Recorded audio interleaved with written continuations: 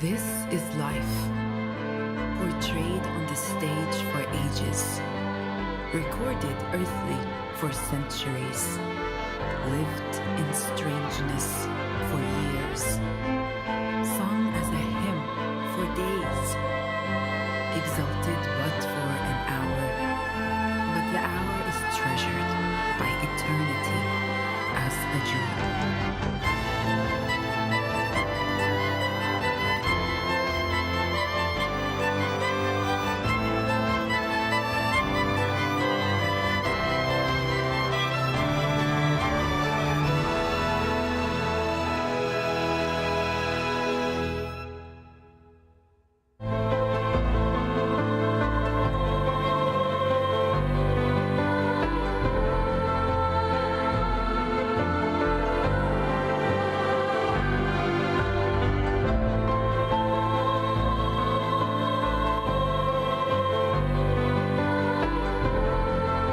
Please welcome to the stage Bloomberg's Haslinda Amin and Jumana Bersetchi.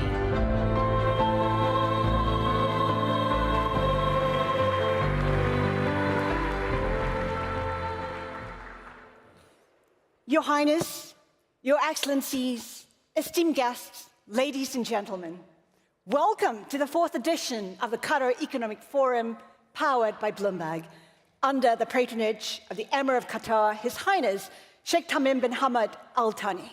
I'm Haslinda Amin. And I'm Jumana Bersetchi. Sabah al-Khair. أود أن أحييكم جميعاً وأرحب. Good morning. I would like to welcome you all in Qatar Economic Forum. Thank you, Your Highness, and thank you all for your participation.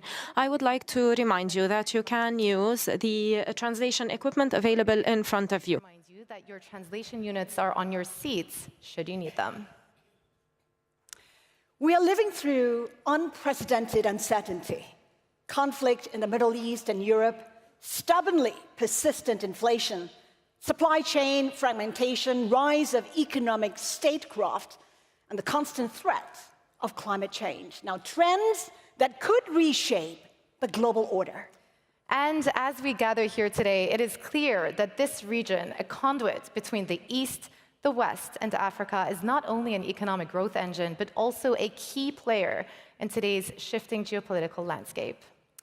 Over the next 3 days, we'll be speaking to policymakers, CEOs, and thought leaders on how they plan to solve some of the most important economic and business challenges facing all of us. And up next, I am very honored to introduce the Prime Minister and the Minister of Foreign Affairs of the State of Qatar, His Excellency Sheikh Mohammed bin Abdulrahman Al-Thani.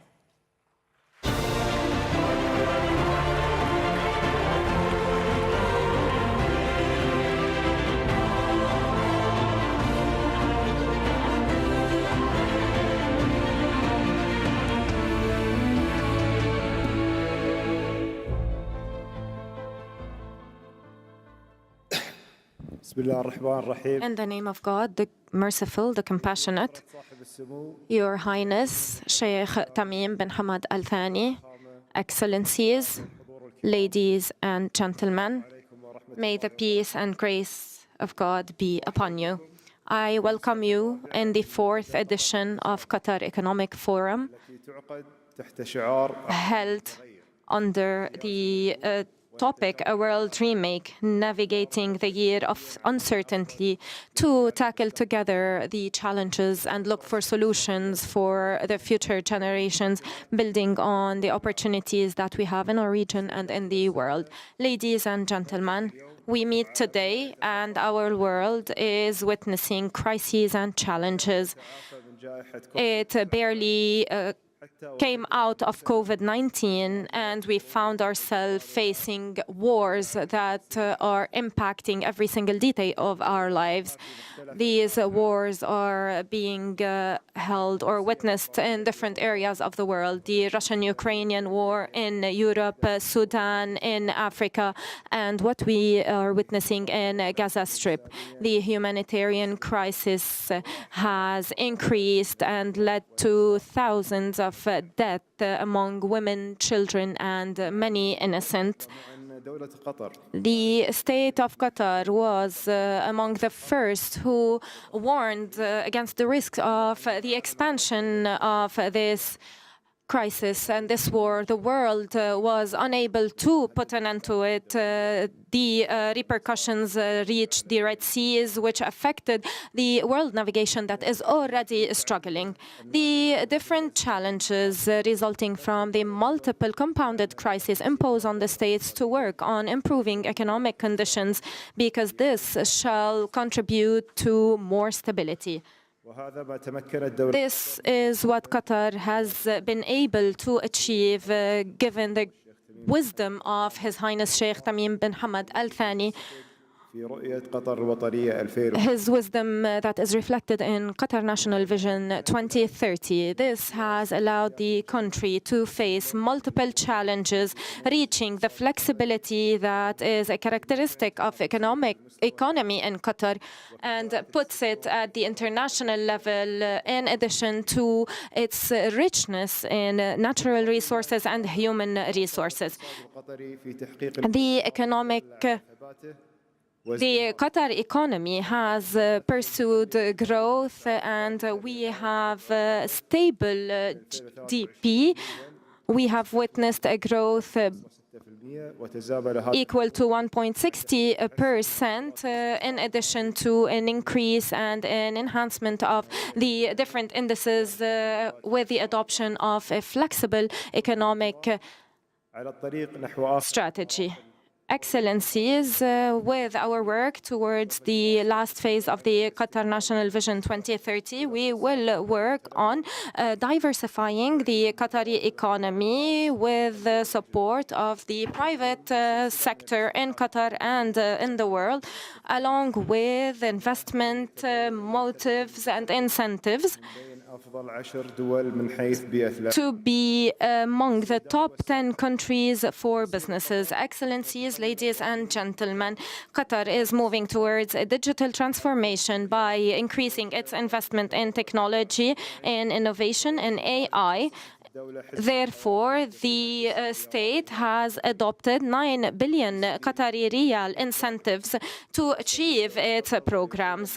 Qatar, for the first time in the Middle East and North Africa, is organizing the Web Summit to increase partnership with the different entrepreneurs in technology from around the world. At the margin of this summit, we launched the project Abda Start, where more than 250 startups have enrolled. I am also pleased in this occasion to announce the launch of FENAR, the AI project in the Arab world, which collects high quality data. It will enhance the different linguistic programs and enrich the Arab language. By 2030, the state of Qatar, with the expansion of the North Field, would have expanded its production to 142 billion tons annually.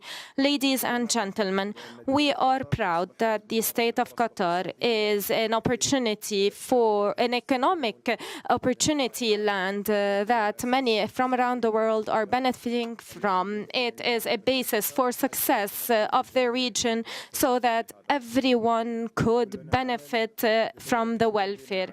We are hopeful that our peoples are able to overcome the different challenges we face. And in Qatar, we are committed to change for a better future for us all. We are looking forward to benefiting from the different opportunities. Thank you all, and I wish you a good welcome and stay in Qatar.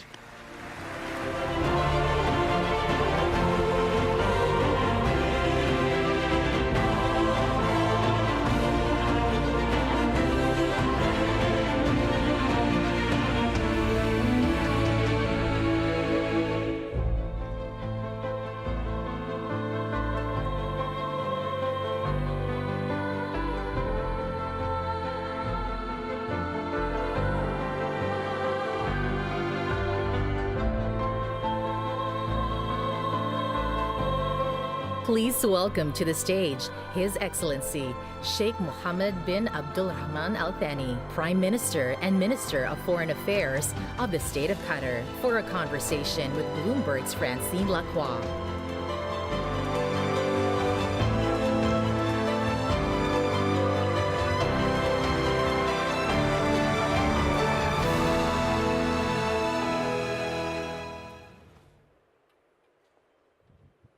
Prime Minister, thank you so much for your address. Thank you so much also for being here. I'm looking forward to talking about some of the opportunities and some of course, the things that you'll do economically, but I think we really need to start with the conflict in the region. Qatar has really played a crucial and active role in negotiations between Hamas and Israel since October 7th. How are those negotiations going?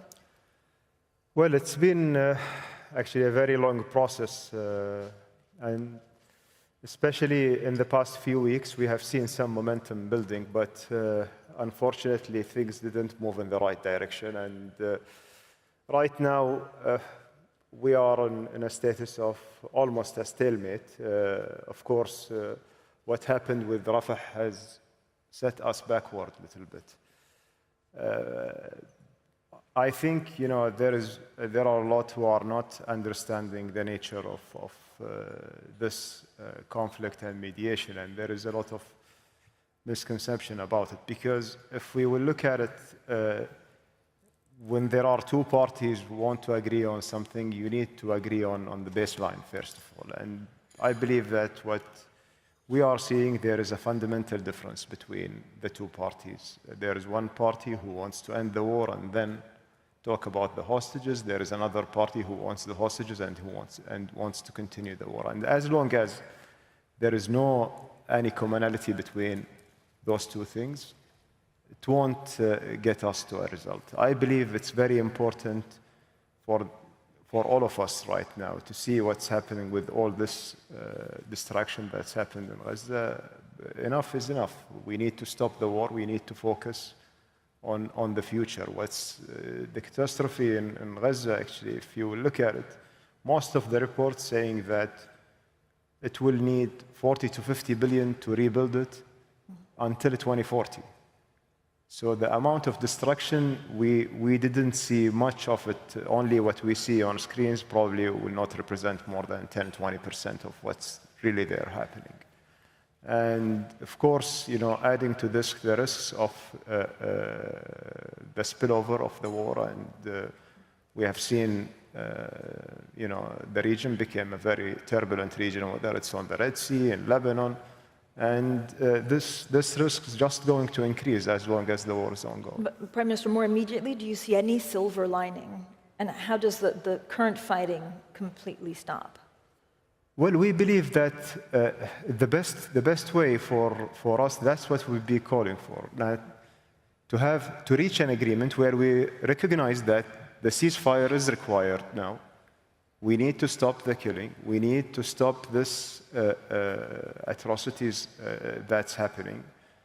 And of course, to negotiate a deal for the hostages. I think that if those two elements aligned, we believe we can have a deal, in just in a matter of days. But as I mentioned to you, probably there is no clarity how to stop the war from the Israeli side. I don't think that they are considering this as an option. And there is also, unfortunately, like a stereotype, even when we are talking about a deal and potential leading to a potential ceasefire, a lot of politicians are, retracting us by their statements that they will remain there, they will continue the war, and there is no clarity on what Gaza will look like after this.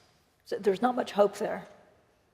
Well, I'm always hopeful, so I cannot say that there is no much hope. Of course, we will keep trying, we will keep pushing, but it's at the hands of the parties at the end of the day.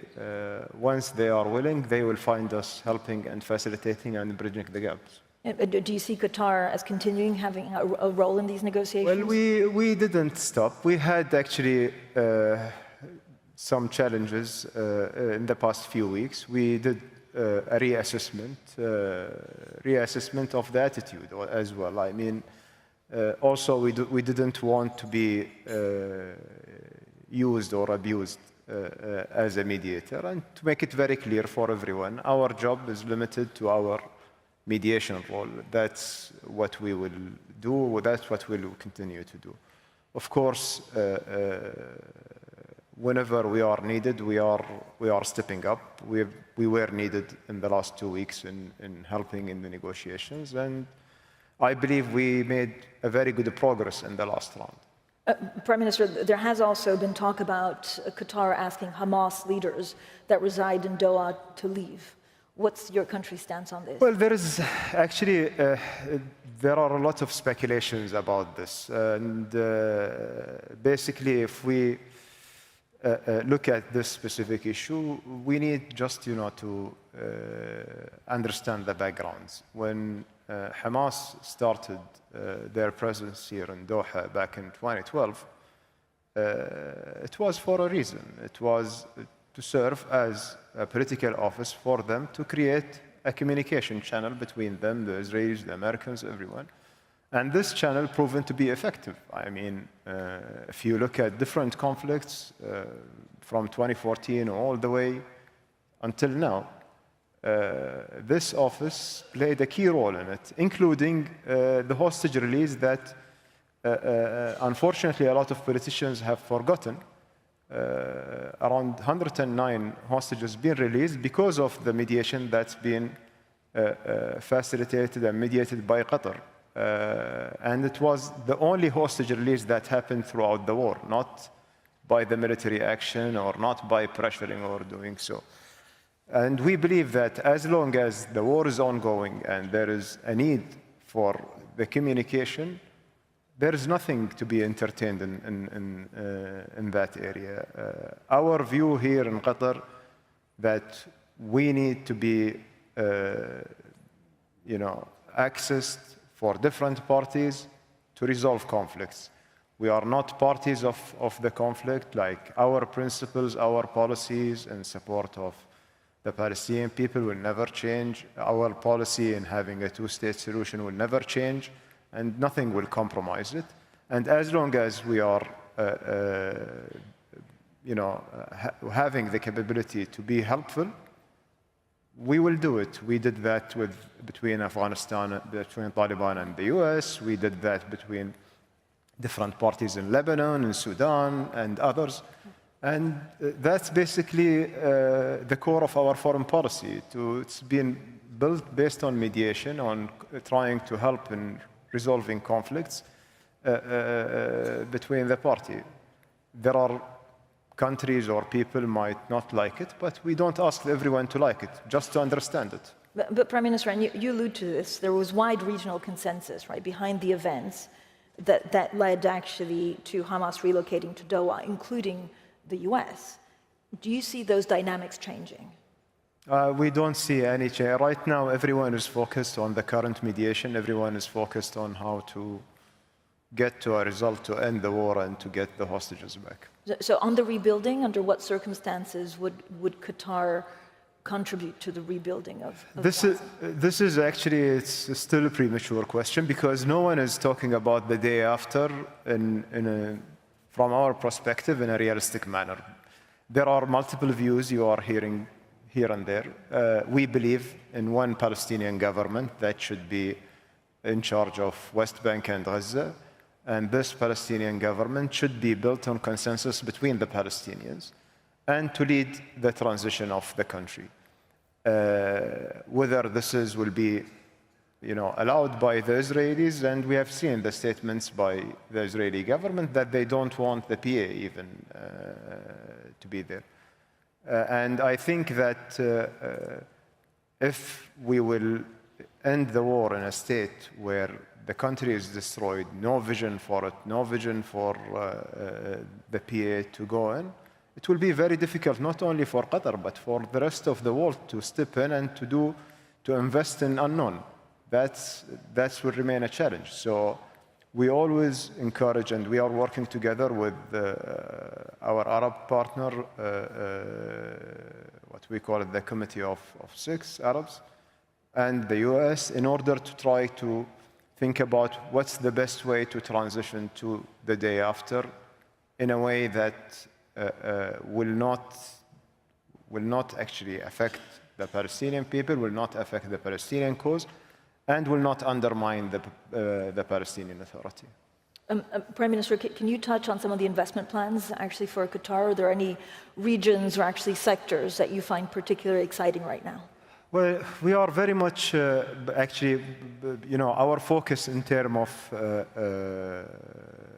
the sovereign wealth fund and the investment that we are investing internationally, it continues following the strategy of diversification, which is mainly we invest in everywhere in the world where there will be a high return. We ensure that the balance is struck within the portfolio. Of course, US has been, in the last few years, one of our main markets. Asia is an interesting market for us, and we have invested over there, but also we are exploring new opportunities, but also trying to expand to new emerging markets like Central Asian region and Africa as well. Our focus is, as sovereign wealth fund, it's for future generations. So we wanted to make sure that these investments are not high in risk, ensuring the stability of the jurisdiction where we are investing, and ensuring the sustainable income. On a local front, we just launched our National Development Strategy 3, which is, we see it as like the last mile toward achieving Vision 2030. And if you will think about it from perspective where Qatar, in the last 25 years, focusing on building energy infrastructure, then the hard infrastructure preparation for the World Cup. Now is the moment to capitalize on all what's being built. And what's really at the center of this strategy, focusing on human capital and all the investment that we have done in education and the human capital that Qatar have right now, unleashing their potential, opening up opportunities for the private sector, government to step back from a lot of things and to just remain as a regulator, creating, there is a significant incentive schemes that will be created to encourage private sector and foreign direct investment, focusing on areas of manufacturing, logistics, RRC, and tourism, ICT, financial services. Of course, there are a couple of sectors which are prerequisite, which is the healthcare and the education, and we have already made very good progress in investing in the infrastructure. Of course, the healthcare has more potential to improve the economic side of the healthcare, which is basically research and development, and hopefully pharmaceutical industry in the future. But we talk a lot about AI and semiconductors. Yeah. Is there anything of interest in that industry? Well, actually, right now we went through a review for the last year. Where can we position ourselves? And we believe that AI world is a big world, and it will need a lot of investment to come in, whether it's on the infrastructure or on the application side. Now, our focus here in Qatar is how to become more complementing for other countries in the region as well, because there are ambitious plans also taking place in UAE, for example, in Saudi Arabia. And we are focused in some verticals where we have already created the national champions, and how to enhance those national champions and take them to the next level by using artificial intelligence. And of course, on the infrastructure side, there is already some infrastructure being built, and now we are moving on to expand it and to grant part of it for the research element. Of course, the education institutions are very important, so that's why there are AI programs started in different universities here in Qatar. And last but not least, that what I've just mentioned in the speech, the Arabic large language model, which is for the first time, this is something that we are just launching. It's called Fanar, where we will, have a system that will be fed by the Arabic language and also the values and the Arabic culture, because we see there is a huge potential in the Arab market where application developer and others can come in and can use it for their development. And Prime Minister, you mentioned Saudi Arabia. Have the Saudis, do they want Qatari investment for their Vision 2030? Have you provided any, or will you? Well, we've been doing a lot of things collaboratively, actually. We have invested in a few opportunities over there in Saudi. And of course, the Saudi market is a big market, very important market for our businesses as well here. And we've seen there is an increased interest in Qatari companies to go there also and to do some businesses over there. And look, I think that when we look at ourselves here, we look at ourselves, Qatar, Saudi, UAE, others. But when the world is looking at us, they look at the GCC as one unit, and you will see someone who's coming and visiting Qatar. The next day he will be in Abu Dhabi. The third day he will be in Kuwait or in Riyadh. And the same thing, it's happening. So whatever any country will do, the other countries will have an indirect benefit to it. And I think that there is a huge potential. And right now we are very much connected in the connectivity between the countries. So this will also ease the trade and the business together. Prime Minister, do you worry that economic uncertainty makes it more difficult to attract capital to the region and to Qatar? The various US, China, for example, difficulties. Well, it's a challenge, but I believe for us in the region, it's an opportunity. I think that, there are a lot of, we see a lot of interest coming from the US, a lot of interest even coming from China. And I mean, as we are brokering peace, we hope brokering peace in the economy here. The one thing that everyone's looking to is, of course, the US election. What kind of policies would you prefer? Is it easier to deal with a Republican president or a Democratic president? Well, honestly, it doesn't make any difference. We have built a very long relationship with the institution over there, and despite the presidency, this is the US system. So we should expect one time a Republican and the other time a Democrat, and it's fine. I mean, the institutional relationship is the key, and it's the cornerstone for the relationship between our two countries. In terms of the policies, do you expect, they're very different? There are differences, but relates to the Middle East, we don't see much difference, honestly. And we have seen that we worked with President Trump during his administration, and there were approach for some regional issues where we have our point of view. We discuss it with them. They listen, they change sometimes not. And we respect. And the other, with President Biden as well, we are working with them very closely. And I'm sure you have seen what's happened.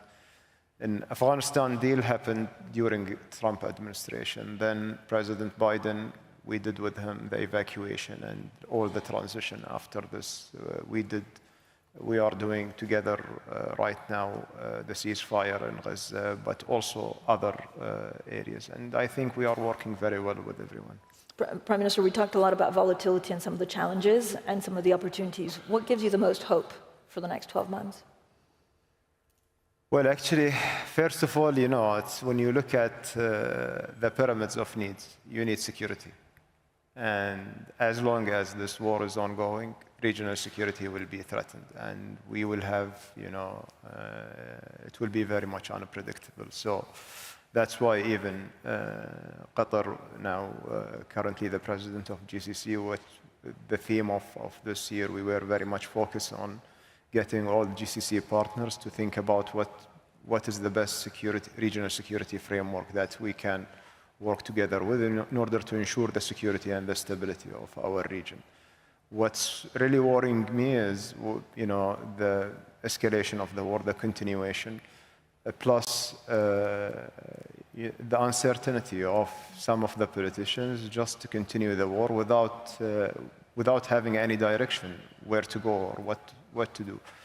And that will just put us at risk of, spilling over. But also, post the war, actually, even if the war stopped and there is no rescue plan for Gaza, I think the problem will be bigger. And in the medium term, we are very much worried after all these images to see like another wave of radicalization. So security is the key for us in the region. We need to preserve it as much as possible. Prime Minister, thank you so much for your time today. Thank you. Thank you.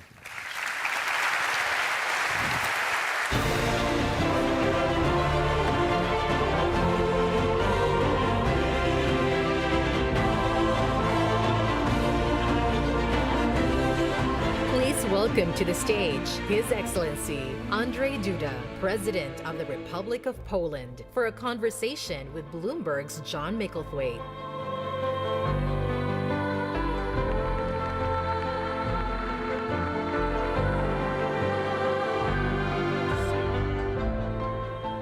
Thank you for this invitation. It's really a great opportunity for me to talk.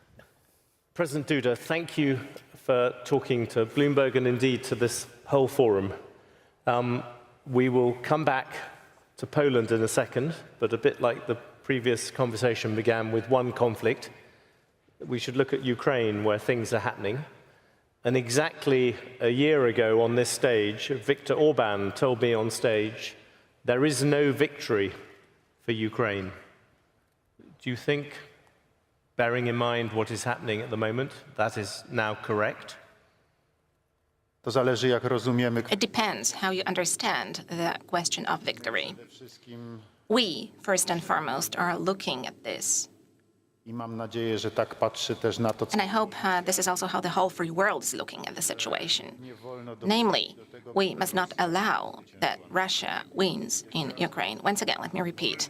The free world must not, I believe, allow Russia to win the war in Ukraine. Why? We have got a long historical experience with Russia.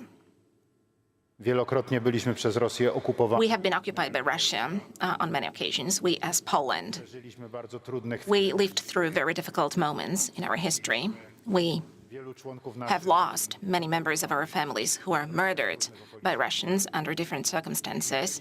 And today we know one thing, that Russian imperialism is reborn, and it is not really important what name this imperialism has at a given moment in history. If we're speaking about Tsar imperialism, Soviet imperialism, or Putin's imperialism, which is now, this is actually the same Russian imperialism, which has got the same features. It is greedy. It is a kind of colonial imperialism, to be frank.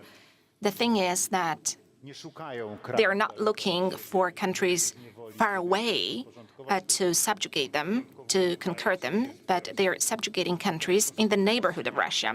By doing so, they are spreading their influence, and by doing so, they are building their sphere of exploitation of other states and nations. Today, they want to do it with Ukraine, but we know very well that if they managed to win in Ukraine, if they managed to accomplish their goals, they will keep on attacking. They will attack other countries. Perhaps these could be the Baltic states, perhaps this could be Finland, perhaps this could be Poland, or perhaps these could be other countries which used to be part of the Russian sphere of influence. Perhaps they will try to attack in the southern direction or in the eastern direction, but if they win, if the free world allows Putin, allows Russia to win this war, then we will have to deal with another Russian aggression. A very powerful statement.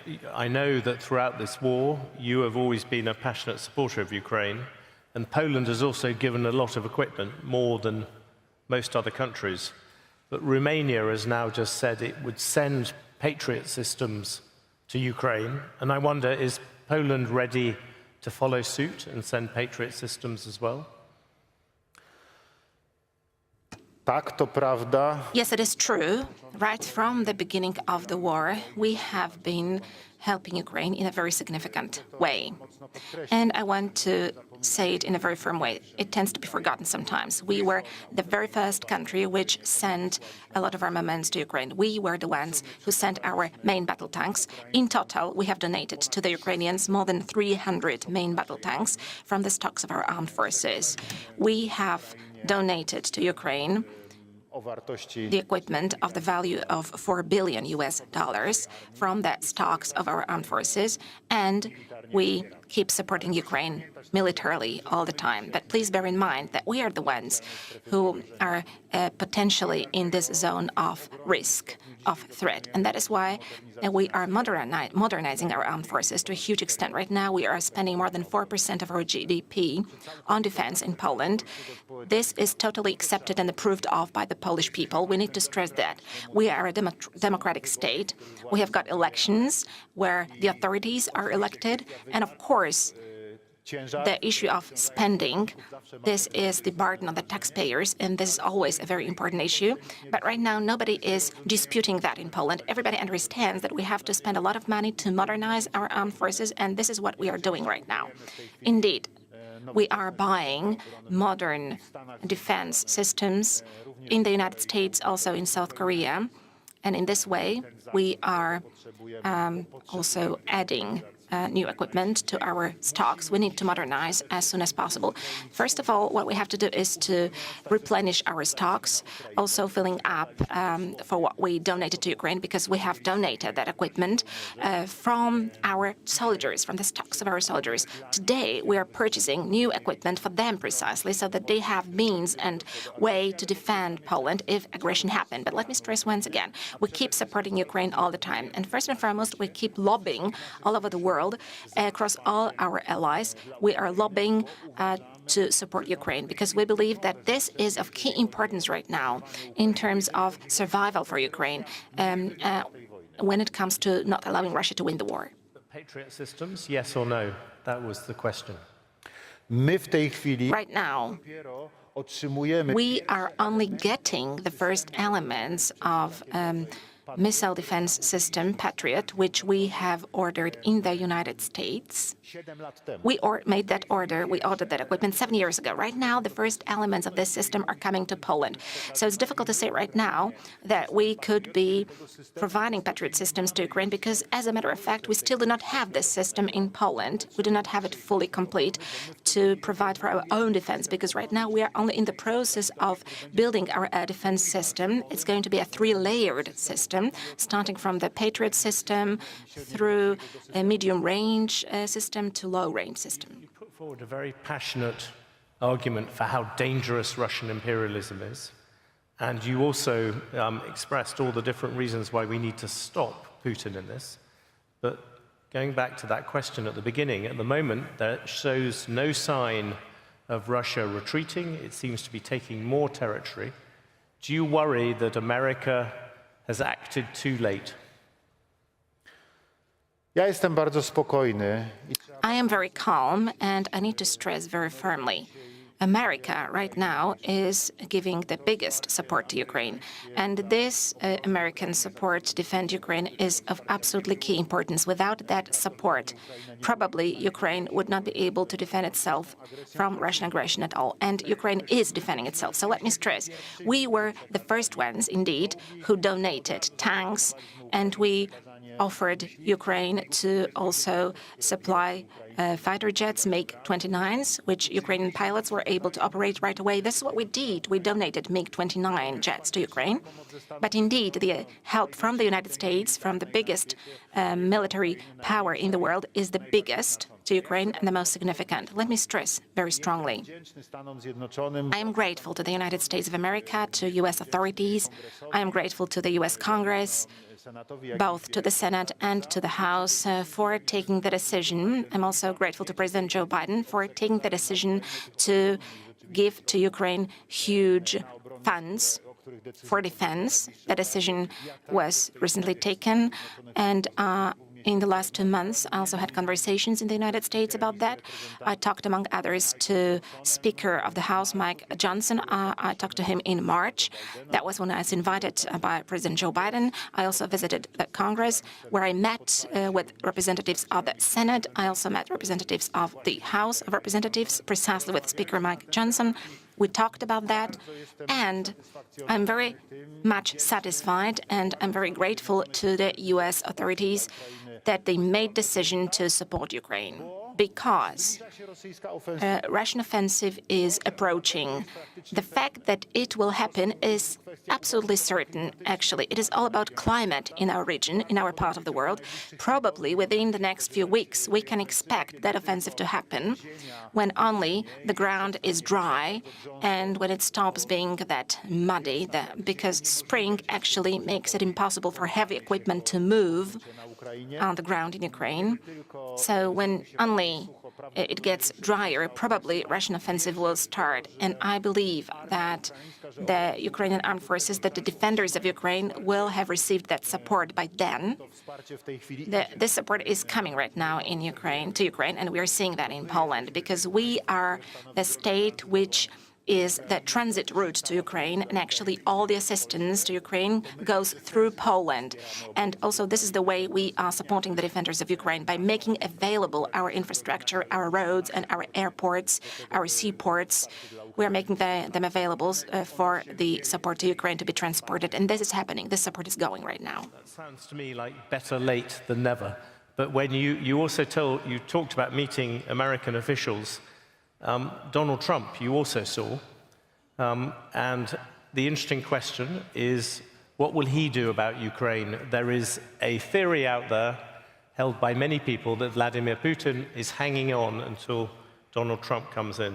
Again, to quote Viktor Orban, who sat here last year, he said that Trump won't give a penny to Ukraine if he's re-elected.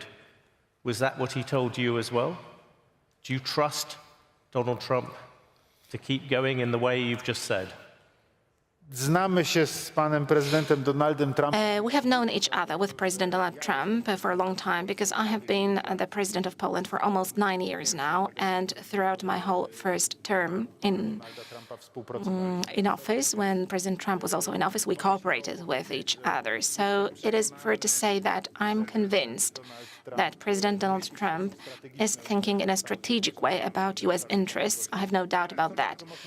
But what I want to stress very strongly, I'm personally convinced that the duty of Polish authorities anytime, of the President of Poland, of the Prime Minister of Poland, Prime Minister of our government, of all the important politicians, is to keep as good relations as possible with the United States. This is a mutual interest.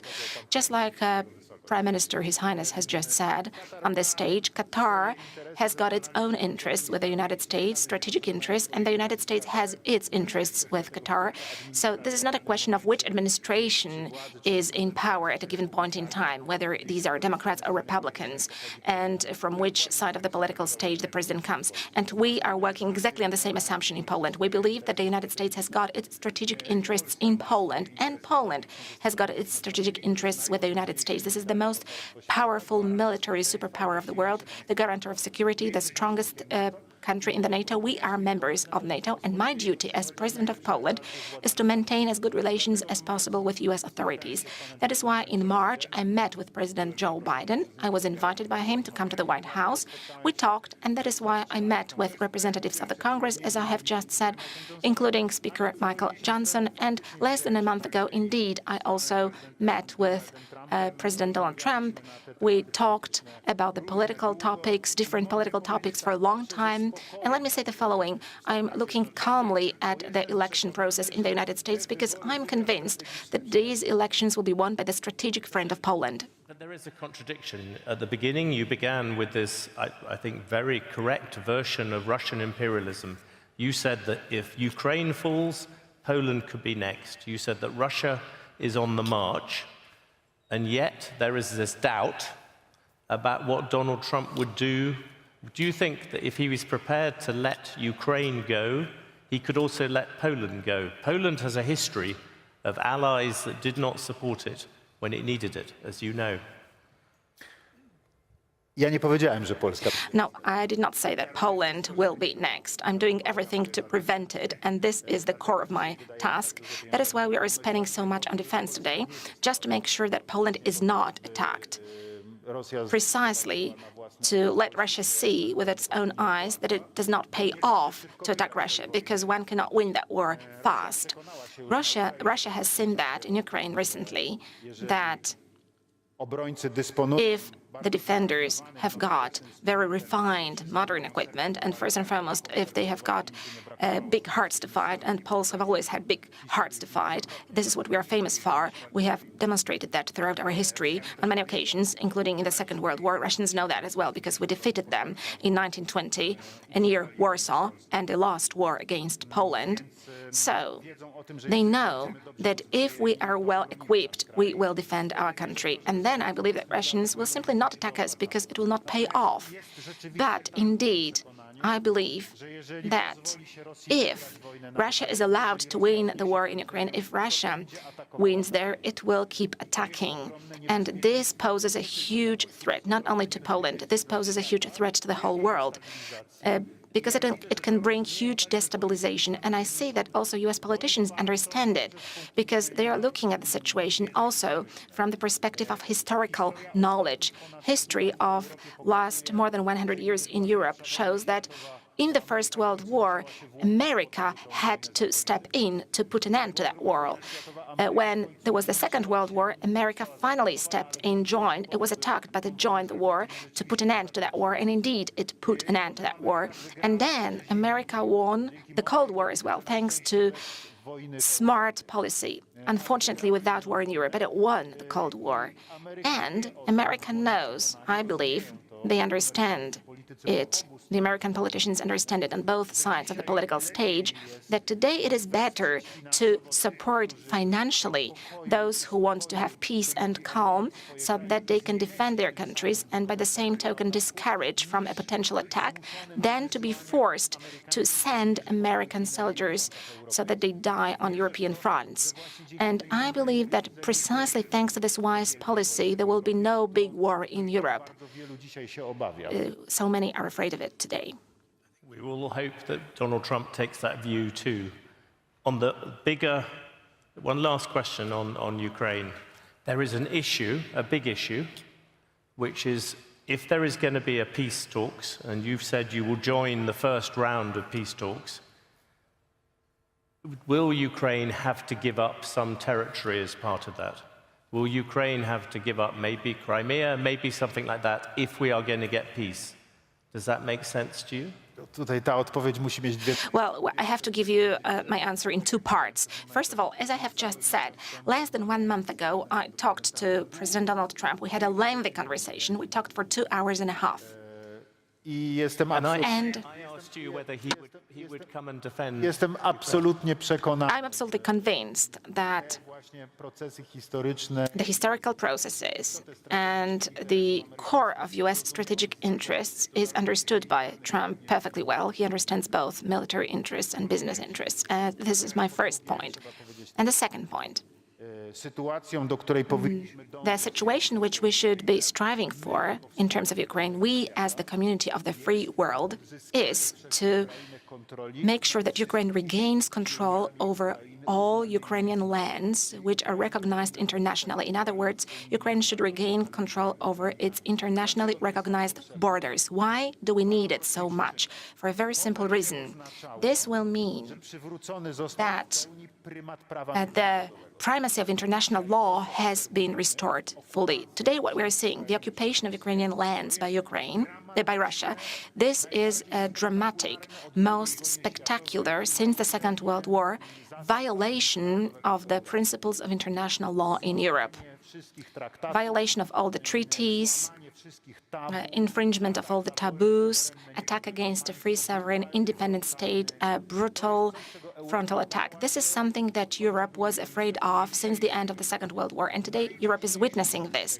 What is most important today is to make sure that the aggressor, that the violator, does not win this war, that the violator, that the aggressor is stopped. and that the primacy of international law is restored. And this is what the free world should be fighting for today. That would mean that Ukraine regains all the lands which today are occupied by Russia. And we have to be striving for that. And this is what President Zelensky is trying to get. And I'm convinced that this is the solution which we will be discussing during the upcoming peace conference in Switzerland. I hope that as many politicians will take part in it, as many leaders will take part in it from all over the world as possible, because what is of crucial importance is to raise this issue at this broad forum. And it is important to stress the primacy of international law for keeping peace, not only in Eastern Europe or Central Europe, in other words, in the area where I live and where my country, Poland, is located, but generally across the world. I'm interested by your, what you said about Ukraine. Can I ask you one thing about Poland's place in Europe? It occurs to me that yesterday I interviewed President Macron in France. He would agree with pretty much everything you say about Ukraine and about Poland and about the need to defend things, but he would say the answer is Europe. We made to make Europe bigger, made to make Europe stronger, and that is the most important thing. And this is an area of disagreement between you and the Prime Minister in Poland. Donald Tusk is a very committed European. You tend to be more of an Atlanticist. Do you think Europe is going to end up being more independent of America? I fully share this opinion that Europe should be bigger. I'm absolutely an advocate of the open door policy in the European Union. That is why I'm supporting so resolutely the idea of accepting Ukraine, Moldavia, and also Western Balkans into the European Union in the first step. Just bear in mind that in February 2022, right after Russian aggression against Ukraine, I initiated a letter to the leaders of Central Europe to the European Commission, where I requested that Ukraine be granted candidate status to the European Union. Many doubted if it was possible. And after 3 months, in June 2022, that happened. Exactly that happened. Ukraine was granted candidate status to the European Union. I'm very satisfied that it happened. I'm supportive of the process of EU enlargement, and I want Europe to be strong. I want Europe to be stronger. I want Europe to be a common market, but I want it to be Europe of equal nations, of free nations, of equal states and free states. This, to me, is the most important issue, and I do not share the opinion that we need to federalize Europe, that Europe needs to tighten politically. I'm the proponent of tightening European unity in terms of economy. I want economic ties to be deeper. I want that Europe strengthens its economic force, but I'm also the advocate of Euro-Atlantic cooperation. I'm supporter of tightening ties between the EU and the United States. And that is why, precisely, the priority of Polish presidency in the European Union, we will have this presidency from January until June 2025, our priority will be, among others, tightening Euro-Atlantic bonds. In other words, tightening economic cooperation between the European Union and the United States, because this cooperation is of strategic nature. The economic cooperation translates also very simply into the matters of security of Europe. We will look forward to see what Poland does with the European Union when it's in charge of it, has its presidency. President Duda, thank you very much for talking to us today. Thank you. Thank you.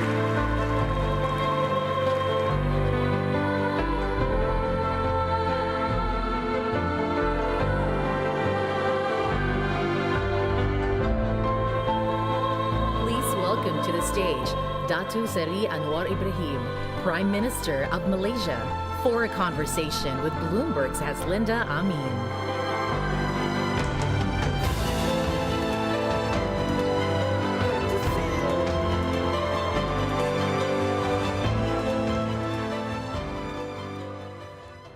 Prime Prime Minister Anwar Ibrahim has been in power for 18 months. And in that time, he's managed to bring stability to his government, much to the surprise of the naysayers. It is, after all, an alliance which includes foes turned allies. Prime Minister Anwar Ibrahim, it's good to see you again. Thank you, Zinda.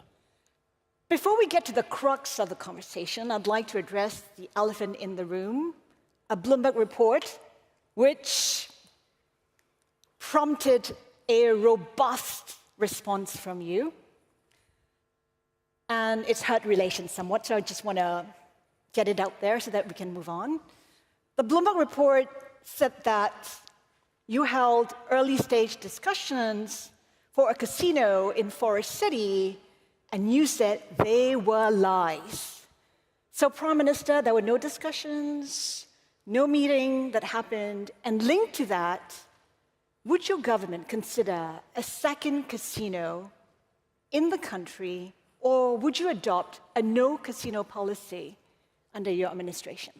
Affirmative, no. There's no necessity for Malaysia to venture into casino business. We are focusing on digital transformation, energy transition, AI, and we believe that this is adequate to push the country forward. Now, the complication with the casino was that nobody actually referred to us to check the facts and the veracity of the information. And number two, it complicates because the king's name was somewhat implicated or insinuated. And in our system, although it's a constitutional monarchy, the person monarchy highly respected and regarded. And it's grossly unfair, not only for you, but then abused by some other members of the opposition to say that the Prime Minister and the King is in cohort trying to open up a new casino. And that was why I took a very strong position, because it is, again, manifestly unjust to drag the name of the King, because the King is not a politician. They are not at liberty to respond. And the system of the royal members is that the paraphernalia must be respected, how we address them, and the fact that they are accorded with dignity and respect. That was why I took that, but nobody was arrested or the media was banned. They were just in the process asking questions, and I think we move on. We move on, just to be sure to put it out there, no casino under your administration. Let's talk about the economy. Almost 2 years on, is the Malaysian economy where you thought it would be? Because when you speak to some investors, they say, you know, they've been pretty frustrated because of the slow rollout in your reforms.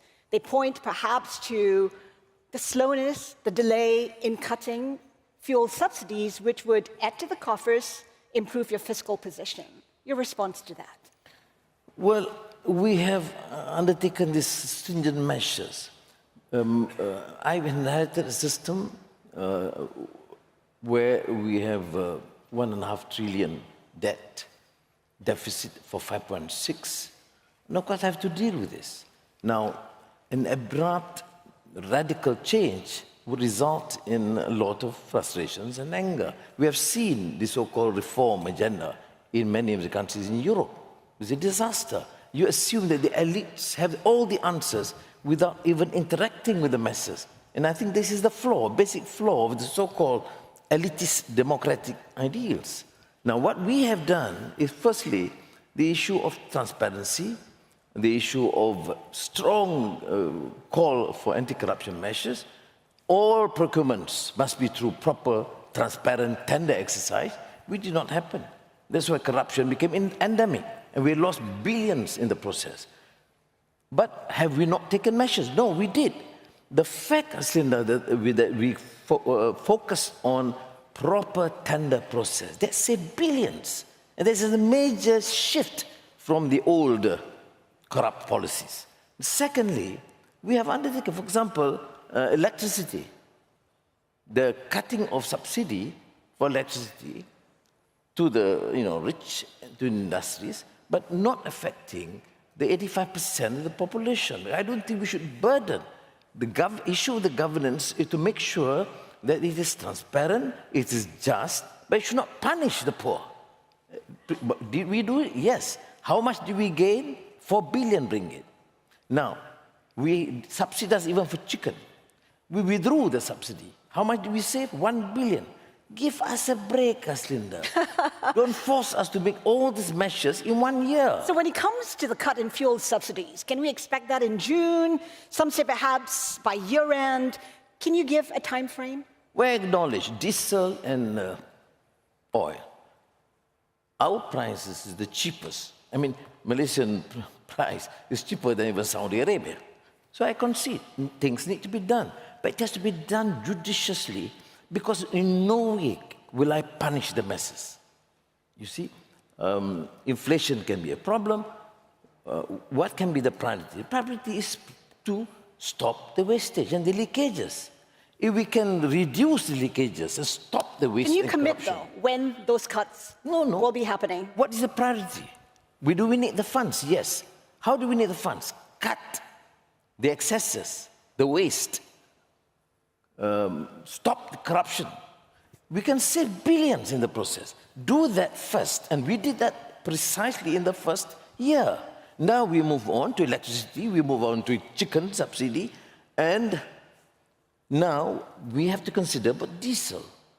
Because of too many leakages, billions are lost. But how do we then proceed to undertake this reform or cutting subsidy without punishing the poor? That, to my mind, is very central. We'll do it, of course. This year? At the right time, when we are fully prepared. Still no commitment to the kind of subsidies, Prime Minister? No. Because I think, how do we do it? Any subsidy rationalization without costing further hardship to the poor. You know, I've struggled all my life in prison because of my position to defend the rights of the masses. I don't want this because we have inherited such debt and endemic corruption and then punish the poor. So elites and the liberal forces must understand, do we need to cut subsidies? Yes. Which sort of subsidies? Electricity subsidies, as I mentioned, benefiting the very rich. You have a Rolls Royce, you get a subsidy. But you're using simple, cheap motorcycles. Why do you cut subsidies for them? So it's how we implement it judiciously without punishing the poor. Yes, we'll do it in our time. You know, I've been finance minister for a long time. We always have this, keep this secret to the last. Prime Minister, we talked about how you've brought stability to the government, but there are tensions brewing. Some members in your coalition have asked for Anwar Ibrahim, Najib Razak, the former Prime Minister, to be released and to be under house arrest. Are you for it? Is your government for it? Because suddenly your deputy is for it. What tension you're talking about? We just won the last few days. I just mentioned to the Highness Amir, we won the very important by-elections. Increased the Muslim vote, the Chinese Buddhist vote, the Indian Hindu votes. That's fantastic in a by-election. And our candidate happens to be a Chinese Buddhist or Christian. And the opposition candidate is a Muslim. And the seat is about 50% Muslim. And we won comfortably, which means, again, do not underestimate the wisdom of the masses.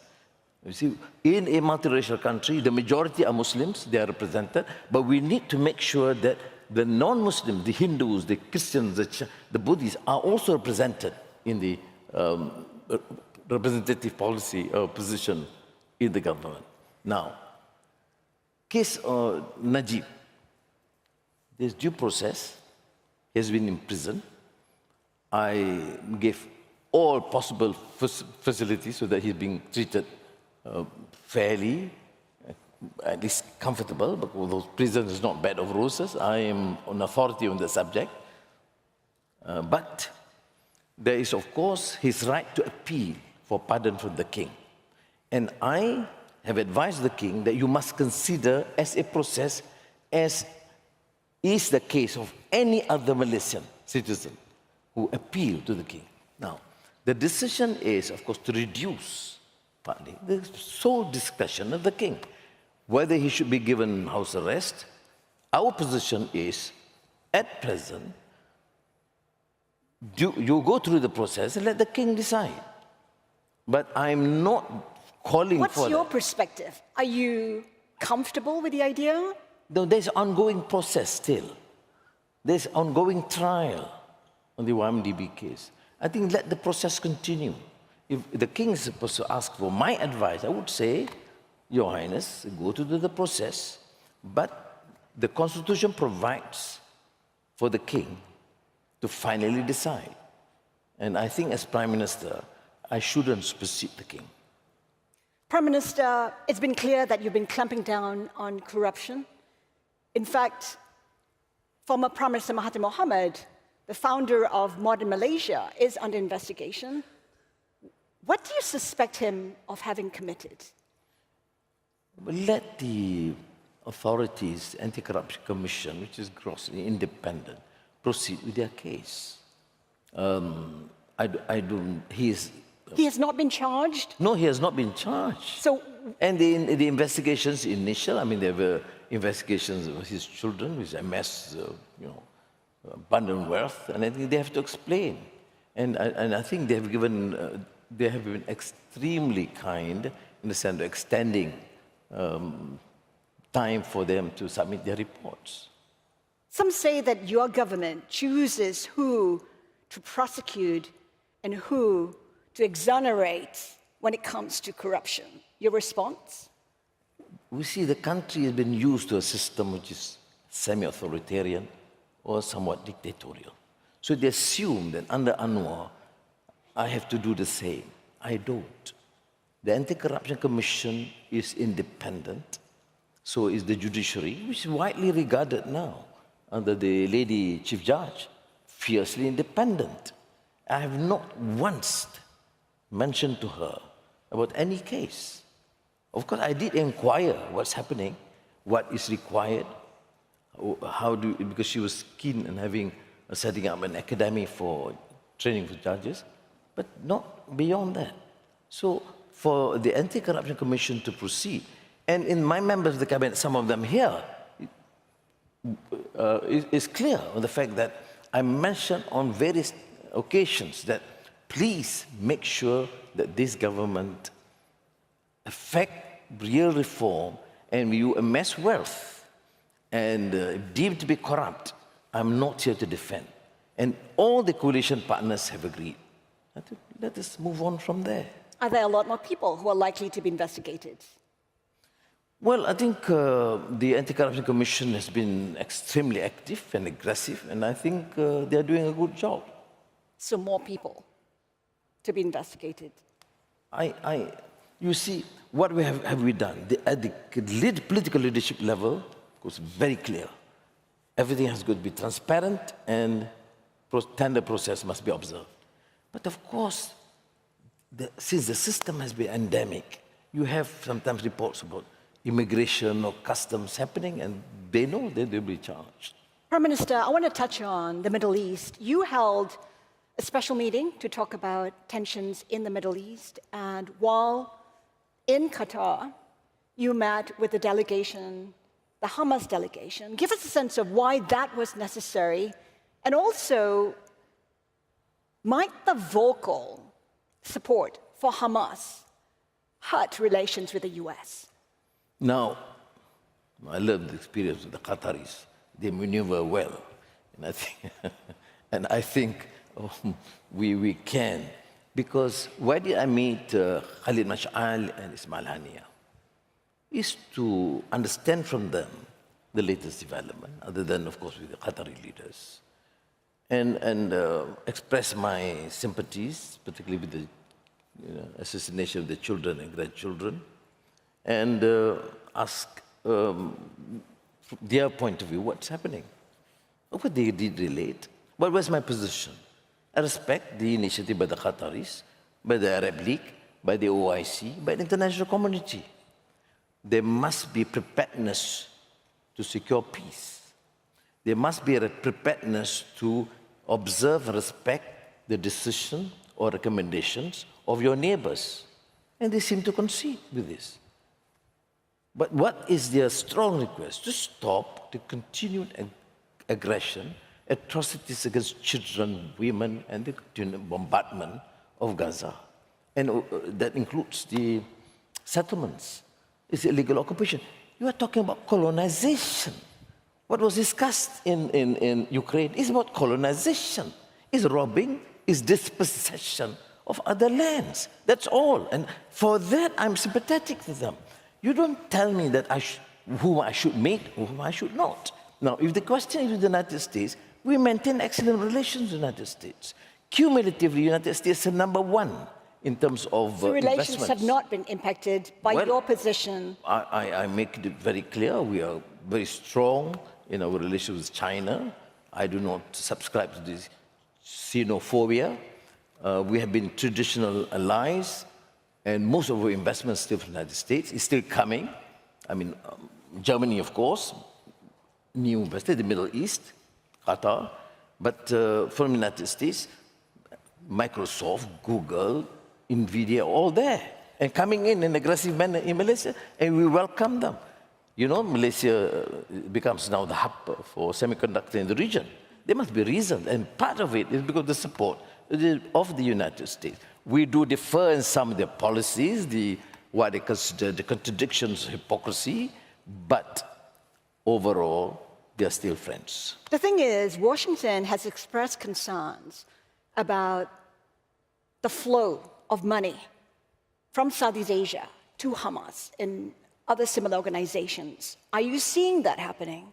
Well, not one shred of evidence they've adduced. There was ship-to-ship transshipment in the international waters. We do not have the capacity to observe or monitor that.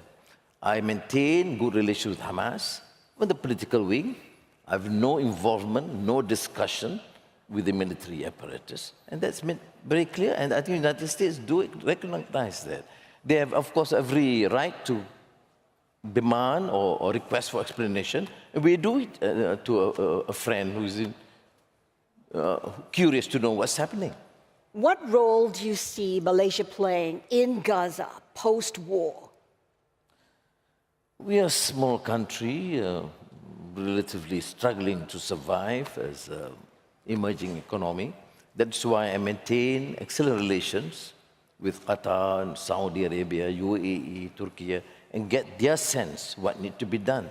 Of course, it's our duty then to do whatever is necessary, given the limited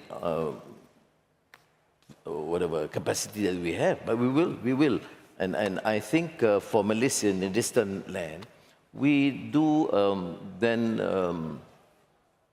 subscribe to the thinking and the views of most of the Arab neighbors. That's why even the OIC, normally we do consult them first to get their understanding, then we support the position. Prime Minister, we're running out of time. It's always too short when we have a conversation together. Just one final question. I mean, global leaders nowadays are grappling with a lot of challenges and uncertainties. What's the biggest challenge for you? Well, I think insanity. Because sometimes you have policies that is totally absurd. I think what we need to do, right, other than focusing on the economy and development, is to bring back some humanity, compassion, and human dignity. That, to my mind, is quite lacking. That's why in the Madani framework, I put the economic policy, something about sustainability, but I do consider the issue of values and compassion. For Malaysia, it's very important because we come from a multiracial country. You realize that if you allow this sort of religious bigots and racism, fascism to dictate, they will destroy the entire fabric of our society. So if you see the greatest challenge is because challenge of insanity. Prime Minister Anwar Ibrahim, we thank you so much for your time today. It's been a pleasure. Thank you, Sinda.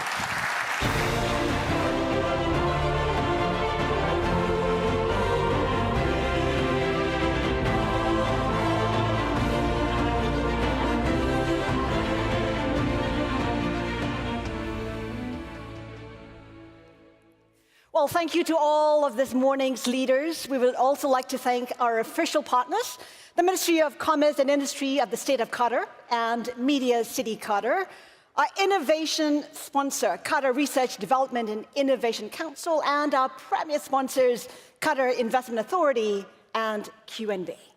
And we would like to express our gratitude to His Highness, the Emir of the State of Qatar, for joining us today. Shukran li Samu al-Amir.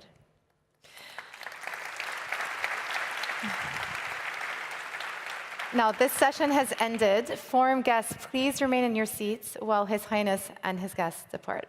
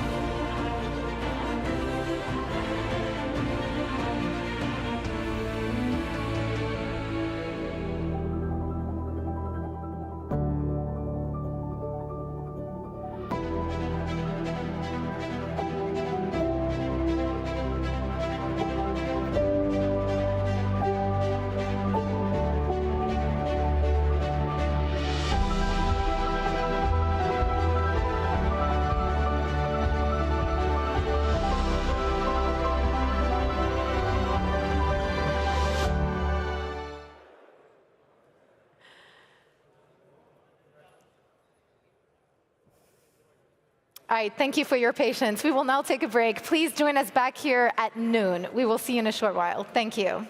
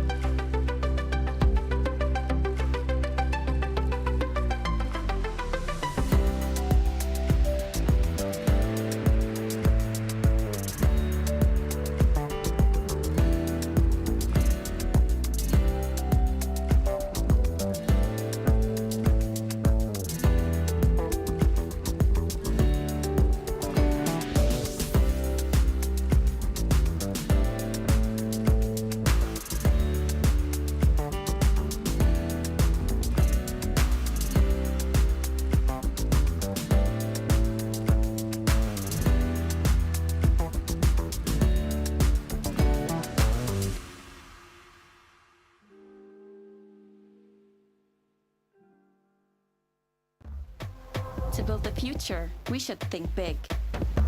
Go above and beyond to discover new perspectives. We need to raise our standards to the next level and support those who are as passionate as us about creating the future. Today, we are changing our world so you can see its beauty tomorrow. Together, we move beyond with QNB.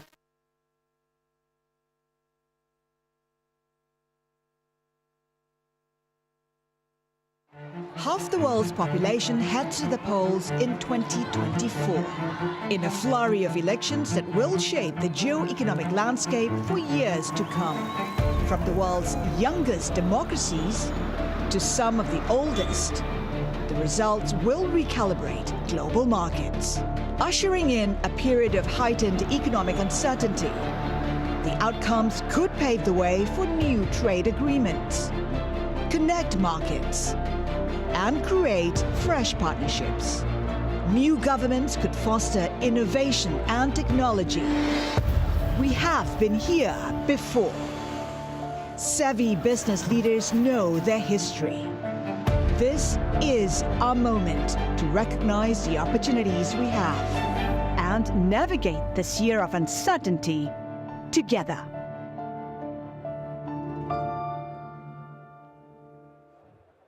Please welcome back to the stage Bloomberg's Haslinda Amin.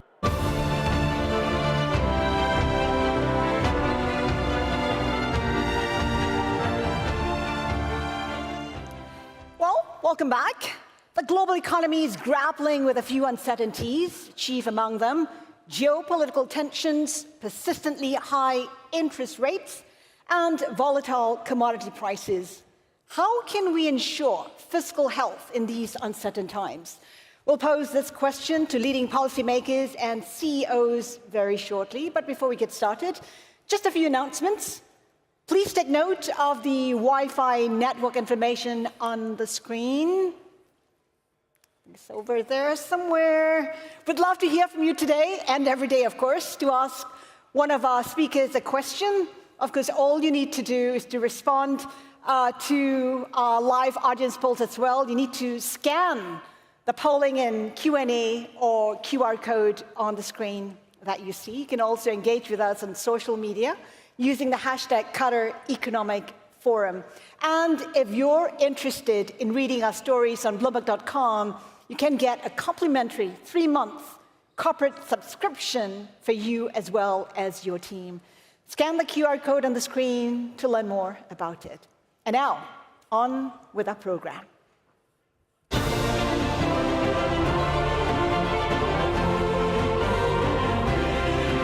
Please welcome to the stage His Excellency Ali bin Hamad Al Kuwari, Minister of Finance of the State of Qatar, His Excellency Mohammed Al Jadaan, Minister of Finance of the Kingdom of Saudi Arabia, and His Excellency Dr. Mohammed Sulaiman Al Jasser, Chairman of the Islamic Development Bank Group, for a conversation with Bloomberg's Jumana Bersachi.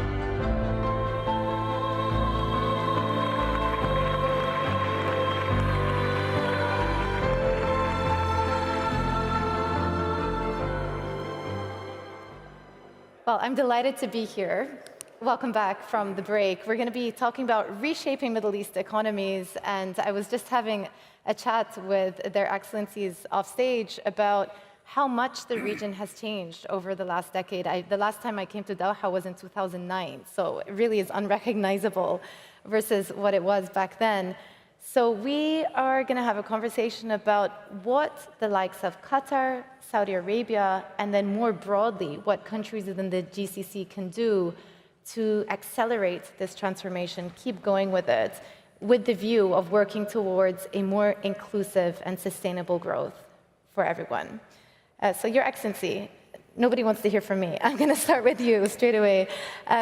Qatar National Vision 2030 has been the economic backbone for the trajectory of the Qatari economy.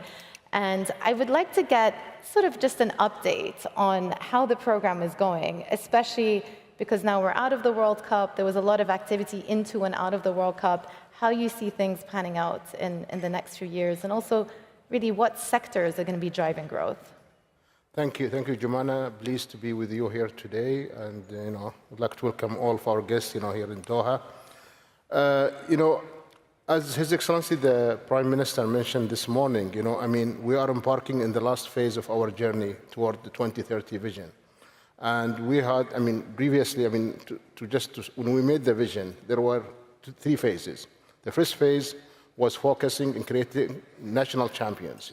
The Qatar Investment Authority, QMBs, Ooredoo, all the national champions which help us to build the brand for the country. So that was the first phase. Second phase, we invested more than 300 billion riyals in state-of-the-art infrastructure for the country. And this is something that, for the rail, airport, ports, roads, everything. And we had a big event, World Cup, FIFA 2022. When you have such a mega event, it helps you to accelerate some of your, plans. So much of our infrastructure was helped to be accelerated during, for the World Cup event. But what we should know, everybody talks about the World Cup finish, what you're going to do next, and it's normal, But what we have done, and all of this one, we're building for the Qatar future. What we are doing is for Qatar, it's not for the World Cup. So World Cup, only an event that helped us to accelerate. So now, beyond the 2022, we continue our journey and focusing more about economical diversification, about enabling the private sector, about changing the policies, the ease of doing business, focusing in key sectors, and balancing between our plans between developing human capital, health, education, technology, environmental, and sustainability. So it's building all of these ones. And the key sectors we're going to be focusing on are four key sectors we're going to be focusing on in terms of making a difference: logistics, ICT, manufacturing, and tourism. But we are going to be using enabling sectors. Financial sector, for example, is going to be one of the strong enablers to achieve these goals. Education, health, building, and the human development aspect. And the human is really what matters at the end of the day, because your success can be attributed only to human capital development. So for our 2030, and our target to grow the non-hydrocarbon by 4% a year, for the next, 6 years until 2030. Already, this is our plans, although, in the same time also, I think we must say that the energy itself, the energy sector is performing very well. And we have announced, big expansion in our LNG productions. Our friend in the Ministry of Energy, they announced that we're going to be increasing Qatar's, production by 85% in a phased manner until 2030. We're going to be reaching 142 million tons per annum. So, they're going to make it difficult for us to diversify the economy, but definitely, this goes hand in hand, because we believe LNG will be, a transit energy for a long time, and and this is going to help us, to bring in, the fund that's going to be invested in our, Vision 2030, and also in our Future Generation Fund. Yeah. Well, two things I've got to say. The first is, for me, I'm going to hear about the World Cup forever because I'm married to an Argentinian. So that's the first point.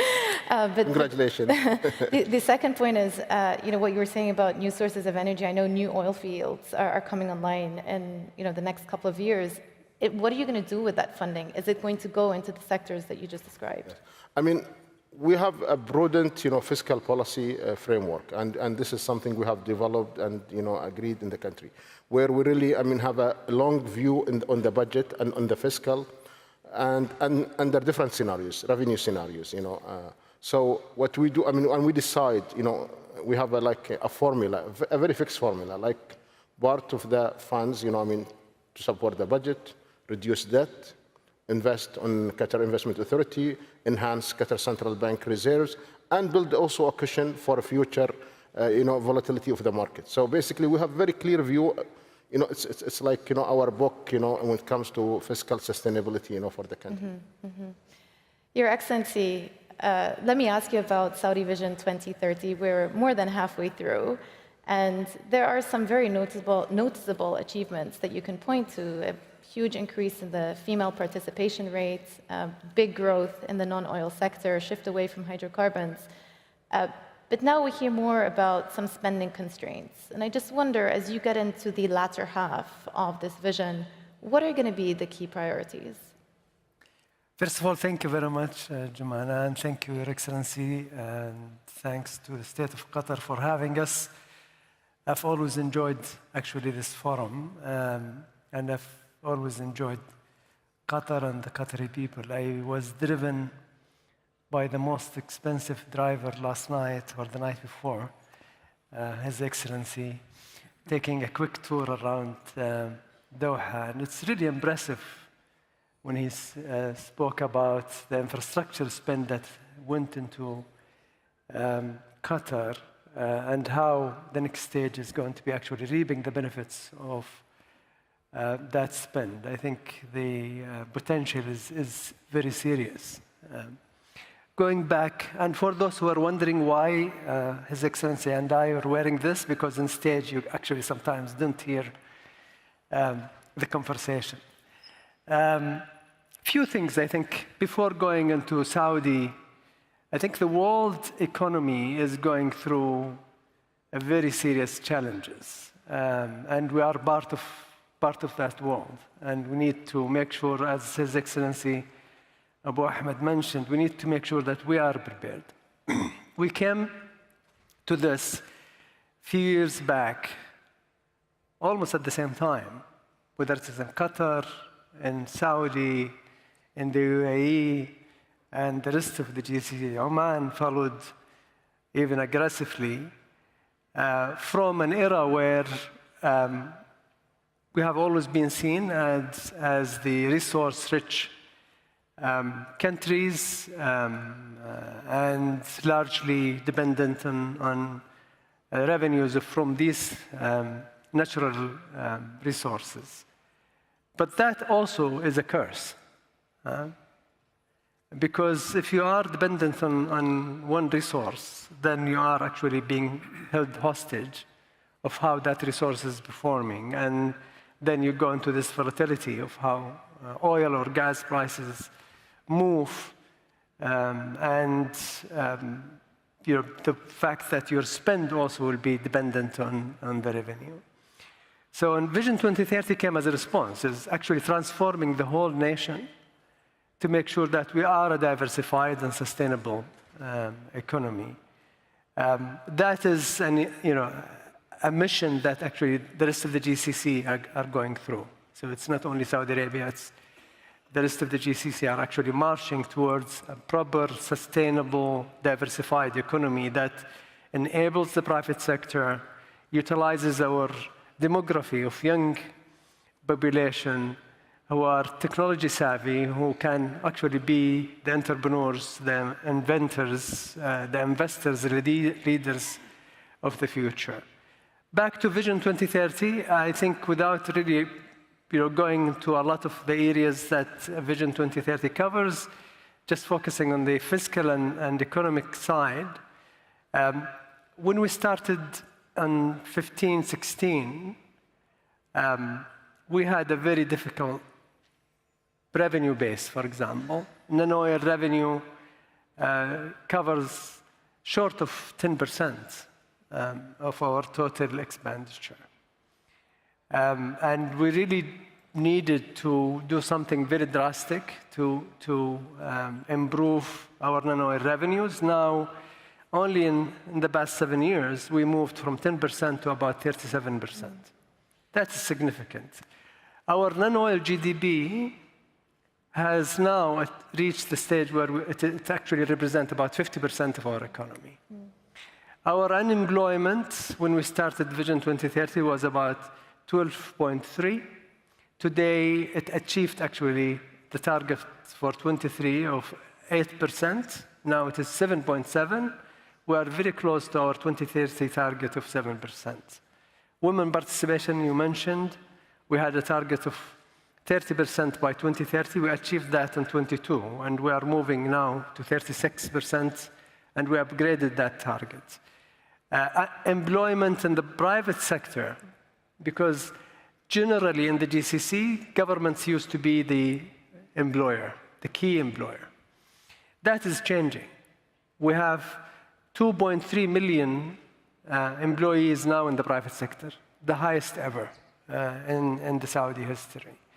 And I can go on, but there are real serious results that are giving us clear momentum.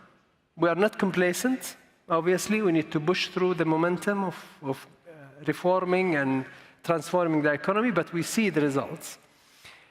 The last point you mentioned, and I'll try to be as short as I can. Obviously, when we started, we did not have COVID. We did not have inflation. We did not have incredibly high interest rates around the world and cost of funding. We did not have the war in Europe. We did not have the war in the Middle East. We did not have the disruptions in the Red Sea. We did not have the disruptions in the supply chain. And that then, all of these collective shocks that are facing the world calls us also to reprioritize, to look at what we are doing and how can we actually optimize what we are doing, optimize our plans. It's not actually the funding that is the constraint. The funding is one part, but it is not the part, to be honest. It's actually the economic leakage. Because if you spend under the current circumstances of serious inflation pressures around the world and serious increasing cost of funding, you are just going to cause two things. One, more inflation and overheating your economy. But second, which is also as important, possibly the most important, is leakage. Yeah. If you don't allow your economy to catch up with your projects, basically what will happen is you will import a lot more, and you will not allow your economy, your private sector to catch up and build their factories, manufacturing facilities, service providers to actually support the projects that you are building. So giving it more time is actually wise, and scaling it so that it actually builds on each other in terms of interconnectedness for you to build the tourism sector. By the way, tourism, for example, we achieved our 2030 target of more than 100 visitors. So you just need to make sure that you sequence it, reduce the leakage, economic leakage, and give your economy and the private sector a breather so that they can catch up. I just want to pick up on the point about funding there. When I look at the total value of the giga projects that Saudi have in the pipeline, I've seen estimates ranging from $850 billion to $1.5 trillion. These are very big numbers. And the question people always ask is, can Saudi actually deliver on those plans if the oil price drops? What happens if the price of oil drops? I think the whole idea of Vision 2030 is actually to respond to this question. We have been actually very conservative in our assumptions when it comes to our oil revenues. I'll give you just one basic example. In the year 23, we closed the year 23 with oil revenues that are more than what we have projected in the budget at the beginning of 23, despite the fact that prices were down by about 20% and oil production was down by 17%, which basically tells you that we are not optimists when it comes to projecting and therefore committing our spend to what the revenue is. We are very conservative. So I'm quite comfortable with, for two reasons. One is we diversified our revenues. As I said, now 37 are coming from non-oil. And we are very conservative in our projections and therefore our plans on how the oil revenue will cover that expenditure. Your Excellency, let me put the next question to you about how important do you think it is for countries of the region to continue with this diversification push? And to what extent do you think what Qatar is doing, what Saudi Arabia is doing, could serve as a template for other countries as well? Again, thank you very much for the opportunity. Thank you, Your Excellency. Thank you, Qatar, for this wonderful get-together. I think the GCC countries, after 4 decades of trying to create this economic gathering, if you will, or this economic front in the world, I think it's coming to fruition now. I think His Excellency, the Qatari Minister of Finance, alluded to that we are now more seen from the outside as one bloc that has cohesive policies, complementary policies to move forward and to really be a beacon of economic growth and development, not only for the region, but beyond. We were not. You know, in my early years in the economic field, we were not taken seriously. We were just, you know, an oil well and some camels, and that's it. Well, we have news now. We have all of that, because we're still proud of our camels, by the way. But we have a lot more also that we have been able to build. Our demographics are not talked about enough. Our demographics are probably the greatest asset, even more than oil, for the GCC. The GCC invested in its own students, in its own youth, a lot. I mean, I used to call my generation the oil boomers. Like in the US, they have the baby boomers. We are the oil boomers, because when the oil boom came, the government sent us overseas, all over the world, to go and study and come back and participate in the development of our countries. And that's why you will see in the GCC, you can't even differentiate between the countries and the human resource base, because they all followed very similar trajectories to these developments. So I think what Minister Al-Jad'an also mentioned, resilience is probably now what distinguishes the GCC economies.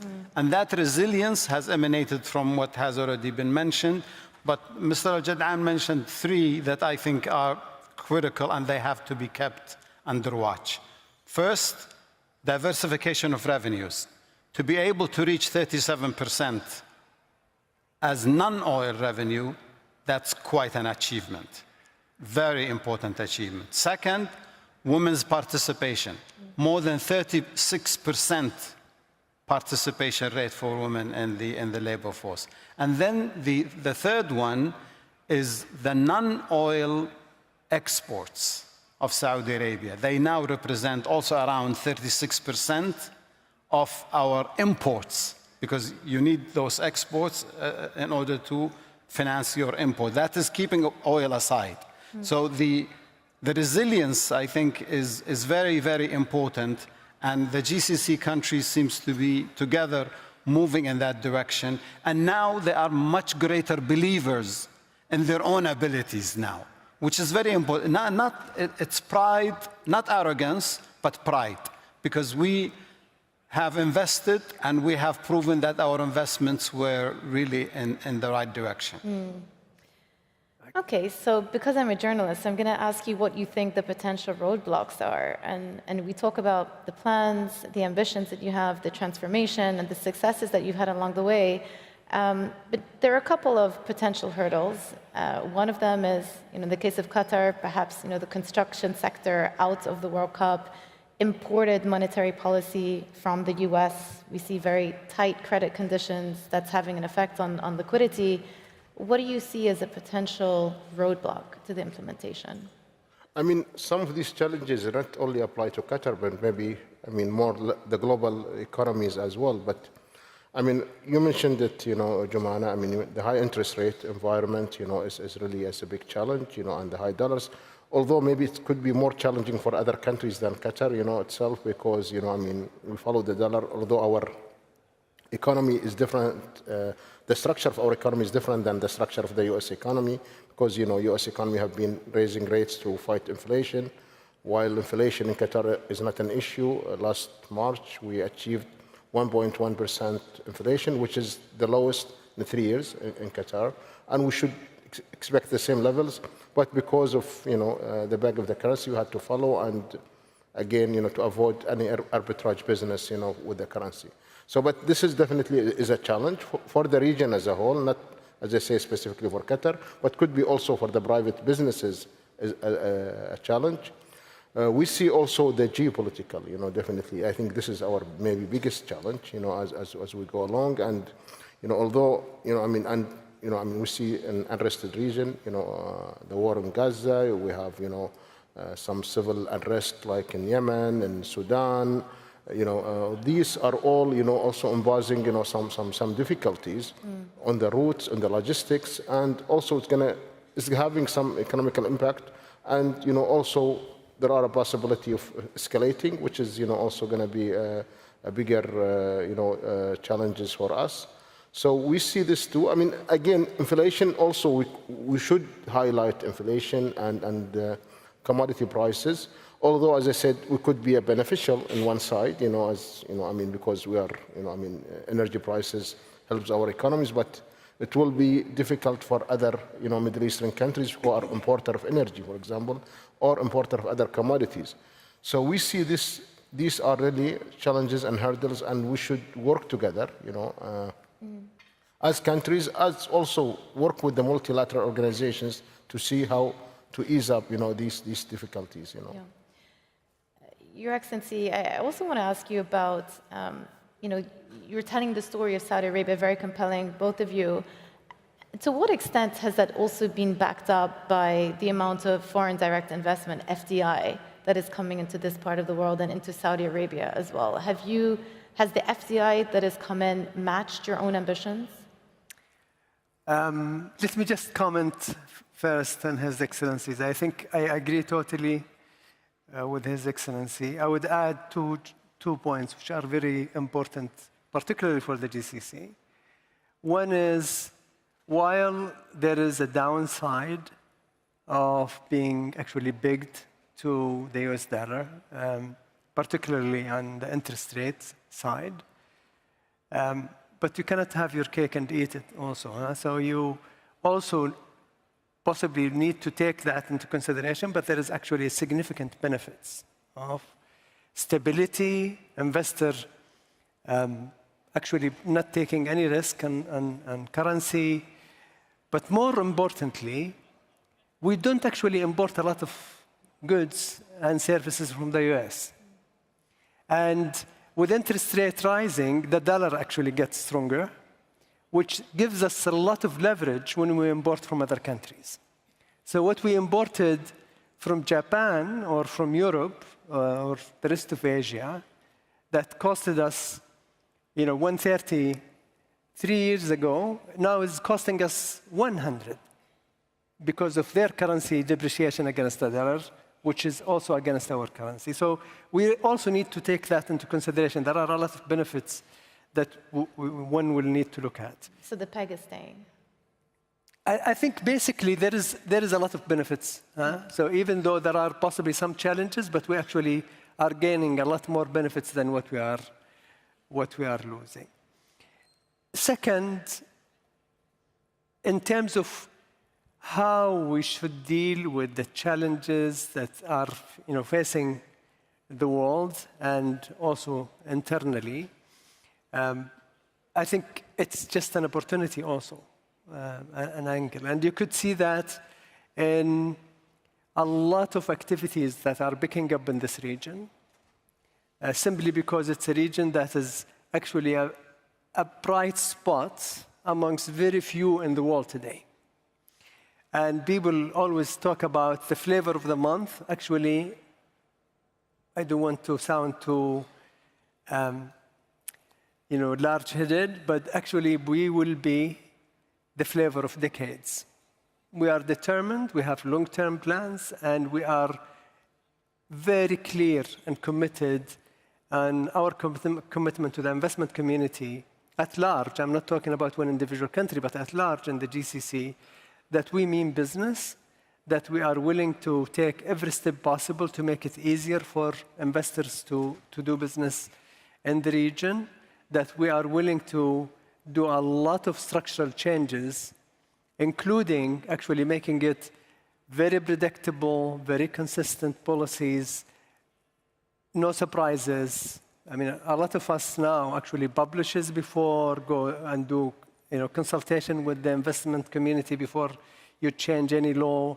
These are very needed prerequisites for investors to be comfortable to invest. Is the FDI enough? I can tell you in the GCC, we are definitely significantly above the average worldwide. FDI worldwide is actually shrinking. We are growing. Not as much as we wanted. We are still very ambitious and we wanted more, but we are definitely a lot better than the average in the world. Your Excellency, final question to you. I've got about a minute, but I would just say to you, I would just ask you, how important is it that countries of the GCC actually collaborate together? Oh, it's most important, as I said, and their Excellencies also emphasized. The GCC now, at the risk of bragging, is a beacon of hope for the whole region and globally, I think, because of the resilience of their economies, because of the consistent policies they have been following together, because of the demographic dividend that they are reaping now, because of the youth. Entrepreneurship, I've never seen it in my life, and it's been long. I've never seen as much talk about entrepreneurship and the youth really going into this line of business than ever before. So all of I think the stars are very well aligned for the GCC. And we are moving. I think our leaderships see eye to eye on the most important issues. That's very important because it's all about signaling also. Mm-hmm. It's not the money you have. It's what signaling are you giving the market, to the domestic investor, to the external investor. And I think those signals are very, very brilliant, but also very visible to a lot, particularly domestically. And that's why I think the social peace and the focus on the domestic concerns and the domestic development, taking such a great role in the policies of these governments, is really sending the right signals and augurs very well for the future of this region. And this region has been very generous also. I'm the chairman and the president of the Islamic Development Bank. This region has been very generous with these institutions that go and help those that are less fortunate. We have put, and sorry to pitch this in, we just celebrated our 50th anniversary, our Golden Jubilee, in Riyadh just 2 weeks ago. The first 50 years, we have financed projects for more than $182 billion. We're proud of that, and we look forward to do more, and thanks partly to the generosity of the GCC countries. So they are very focused on development, not only in their countries, but in the beyond. That is an excellent way to leave it. Your Excellencies, thank you so much. Thank you.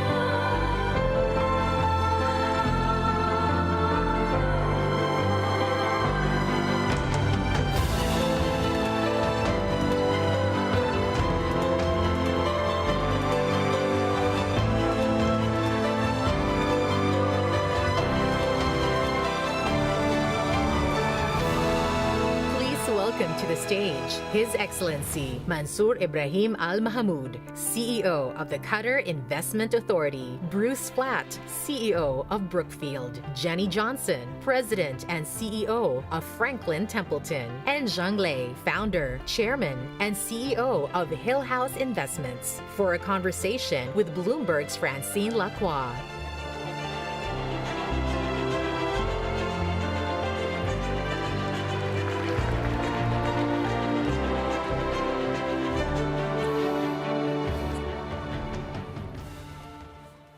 Hi, everyone, and thank you, first of all, to my wonderful panel for being here today. We're going to talk about some of the trends and actually what you need to do to invest for the next generation. Now, the increasingly hopeful economic story of 2024 is also that of a world headed for a soft landing, but the same world is becoming more dangerous, divided, indebted, unequal. So we'll try and unpack some of the main trends and what it means for some of your investments going forward. So, Your Excellency, can you maybe get us started with a couple of minutes of, the big mega trends? So we know about AI, we know about digitalization, decarbonization, but actually what's also changed in the last 12 months?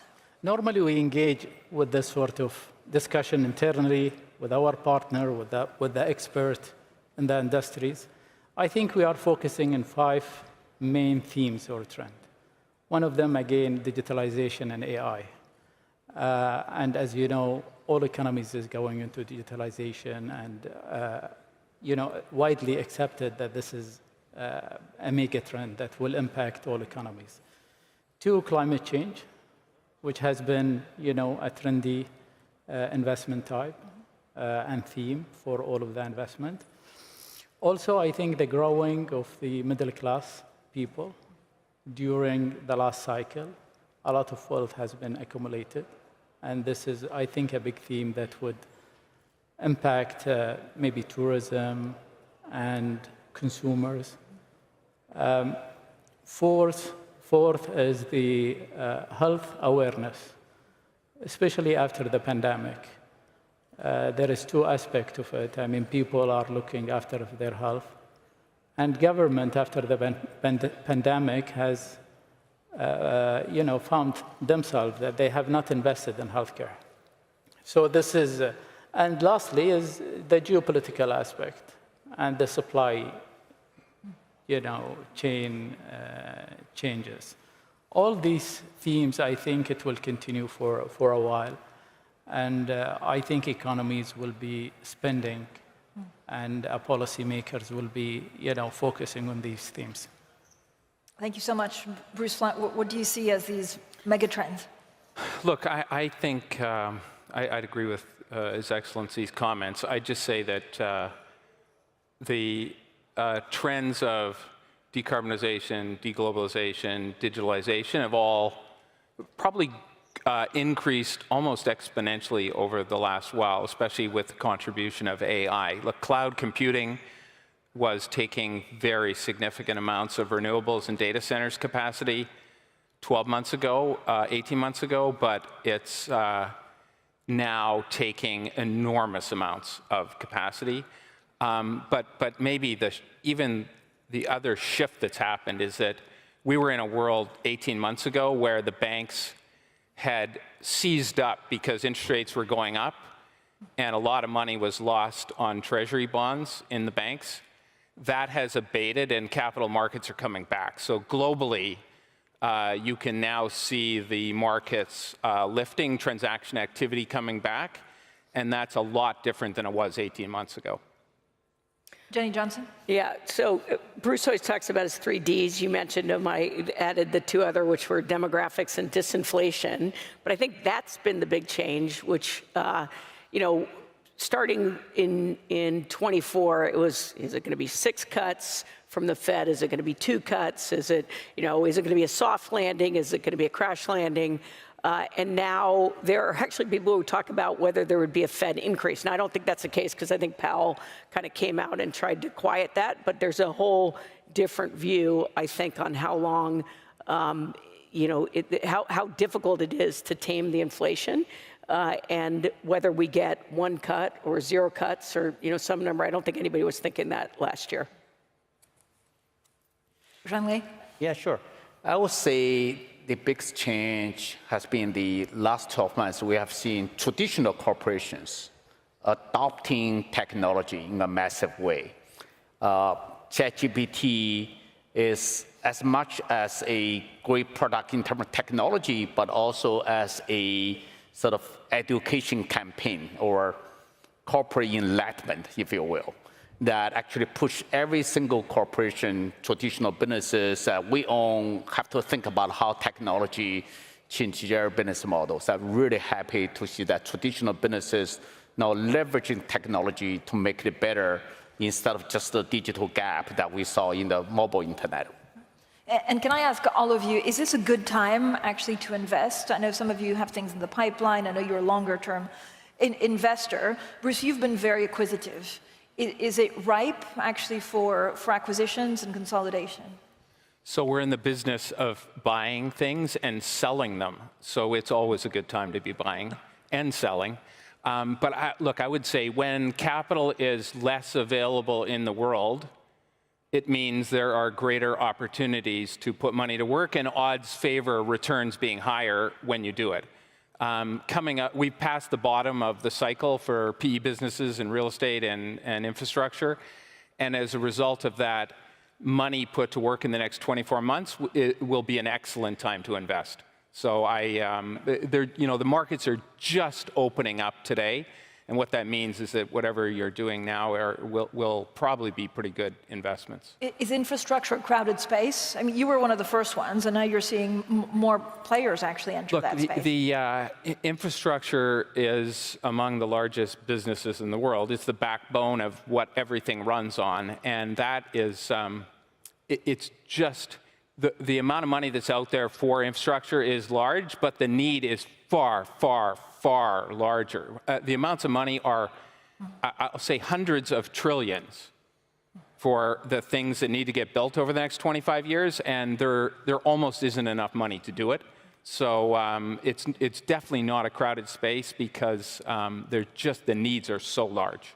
I think it is not crowded. I agree with Bruce. Infrastructure is becoming very important for two reasons.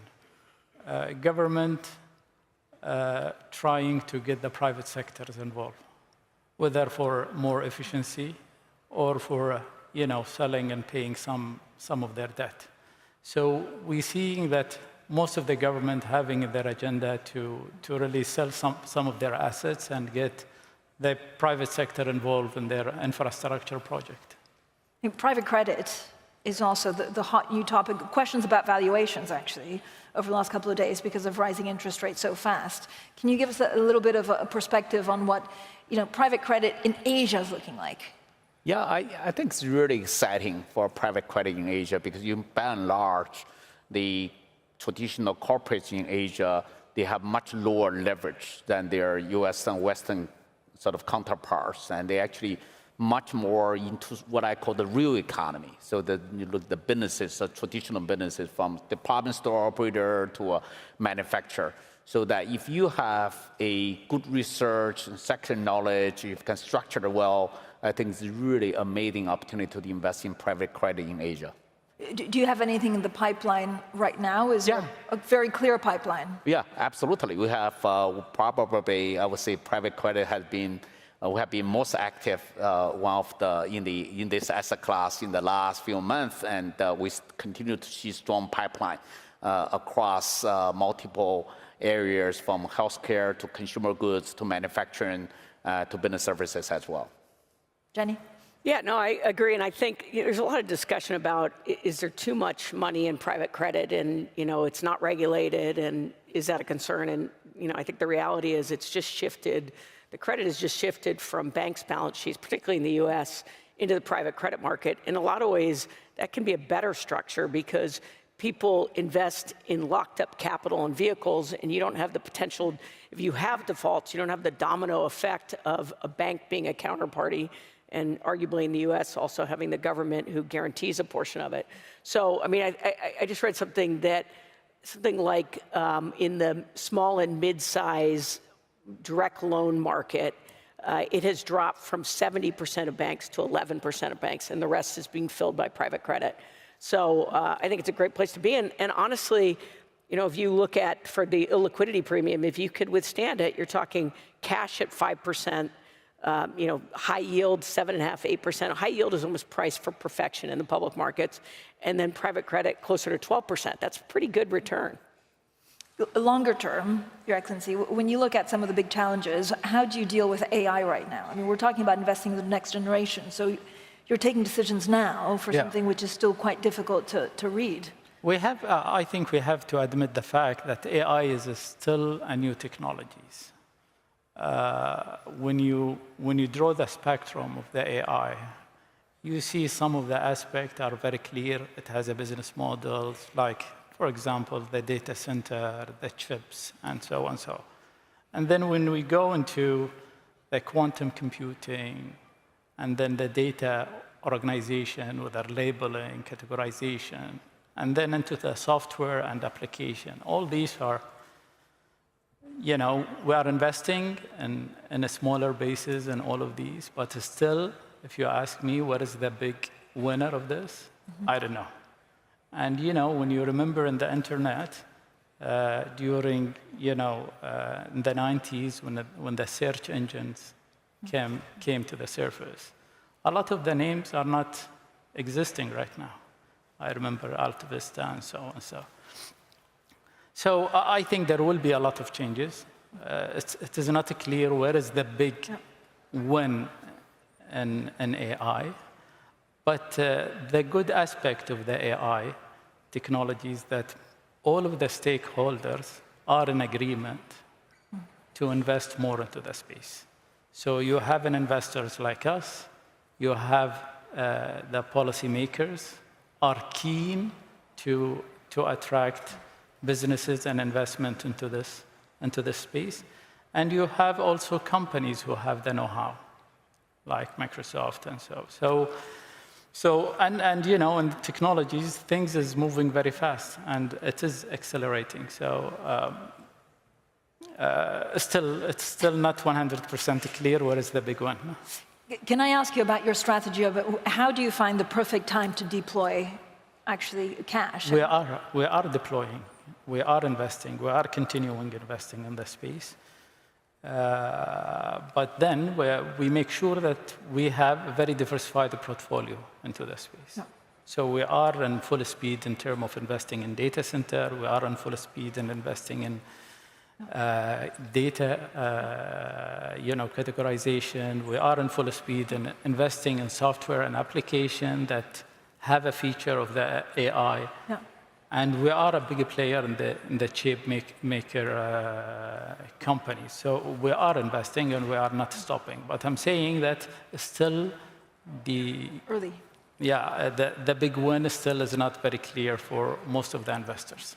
Brookfield did this mega deal. Can I call it mega deal with Microsoft? I mean, it's a big deal. Is this a template of future deals, of how you structure them? Yeah, so the deal we did with Microsoft is a framework deal where we're going to build them 10,500 megawatts, 10 gigawatts of power over the next 5 years. And that will essentially be a framework for other things we do with them in the future. And that's about an investment of about $10 or $12 billion. And what's really important to understand today, because everyone thinks about renewables and is it in a bubble, but the important thing to know is that in most countries of the world, the cheapest cost of bulk electricity is solar or wind. And that's dramatically changed from 10 years ago. The cost curves have come down, manufacturing costs have come down, and as a result of that, there's going to be, over the next 20 years, a very, very significant build-out of renewables in the tens of trillions, and that will decarbonize the world. And the technology companies are leading the way because they've all committed to net zero, Microsoft being one of the leading ones, and this is a part of it. But I think it will be the biggest thing today for them to find is credible parties with projects that can build them out and meet their supply. And so we're continuing to do that around the world with great companies like them. And John, so where are you finding the deal? So how do you want to grow Franklin Templeton? Well, first of all, you asked the question earlier about is it a good time to invest in the market and what is His Excellency doing with his cash? And John Templeton said the best time to be in the market is when you have money. So, and it's because you can find opportunities in anything. So whether it's AI, and I agree with you, I mean, I think the initial AI types of things are picks and shovels, right? It's the chip makers, it's the Microsofts, you know, who are running cloud computing. But the next phase is going to be as companies, and they'll start to differentiate within their own businesses, those who are actually using it to a competitive advantage. And it's hard to see that today, and it takes a while to do that. But I think based on the trends, you know, it's always easier to swim with the current, right? So if your trends, and we talked about the Ds of deglobalization, so it's figuring out who are going to be the beneficiaries of that? You know, in this region, I mean, one of the things that I think is so impressive, obviously, as oil stays high, and it doesn't look like there's any quick resolution to Russia and Ukraine, so it's likely to stay high. You know, there's a mentality of multiple generations, which is something I very much appreciate, and a desire to diversify an economy.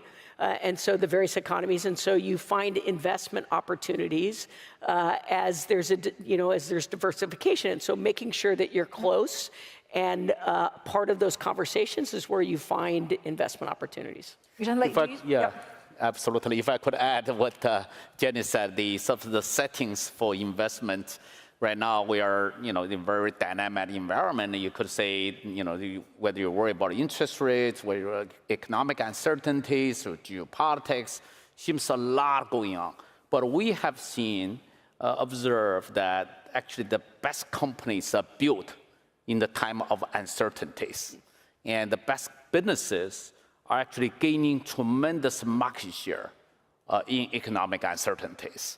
So we've seen, give you some examples. I talked about traditional companies leveraging technology. One of our portfolio company is one of the largest lady footwear retailer, that they are adopting technology to make the supply chain much more robust, much more nimble, and faster replacement cycles. And they are adopting technology to train their employees, so that every employee have a kind of small app that they can train them just flipping page like TikTok, so that every training is breaking down.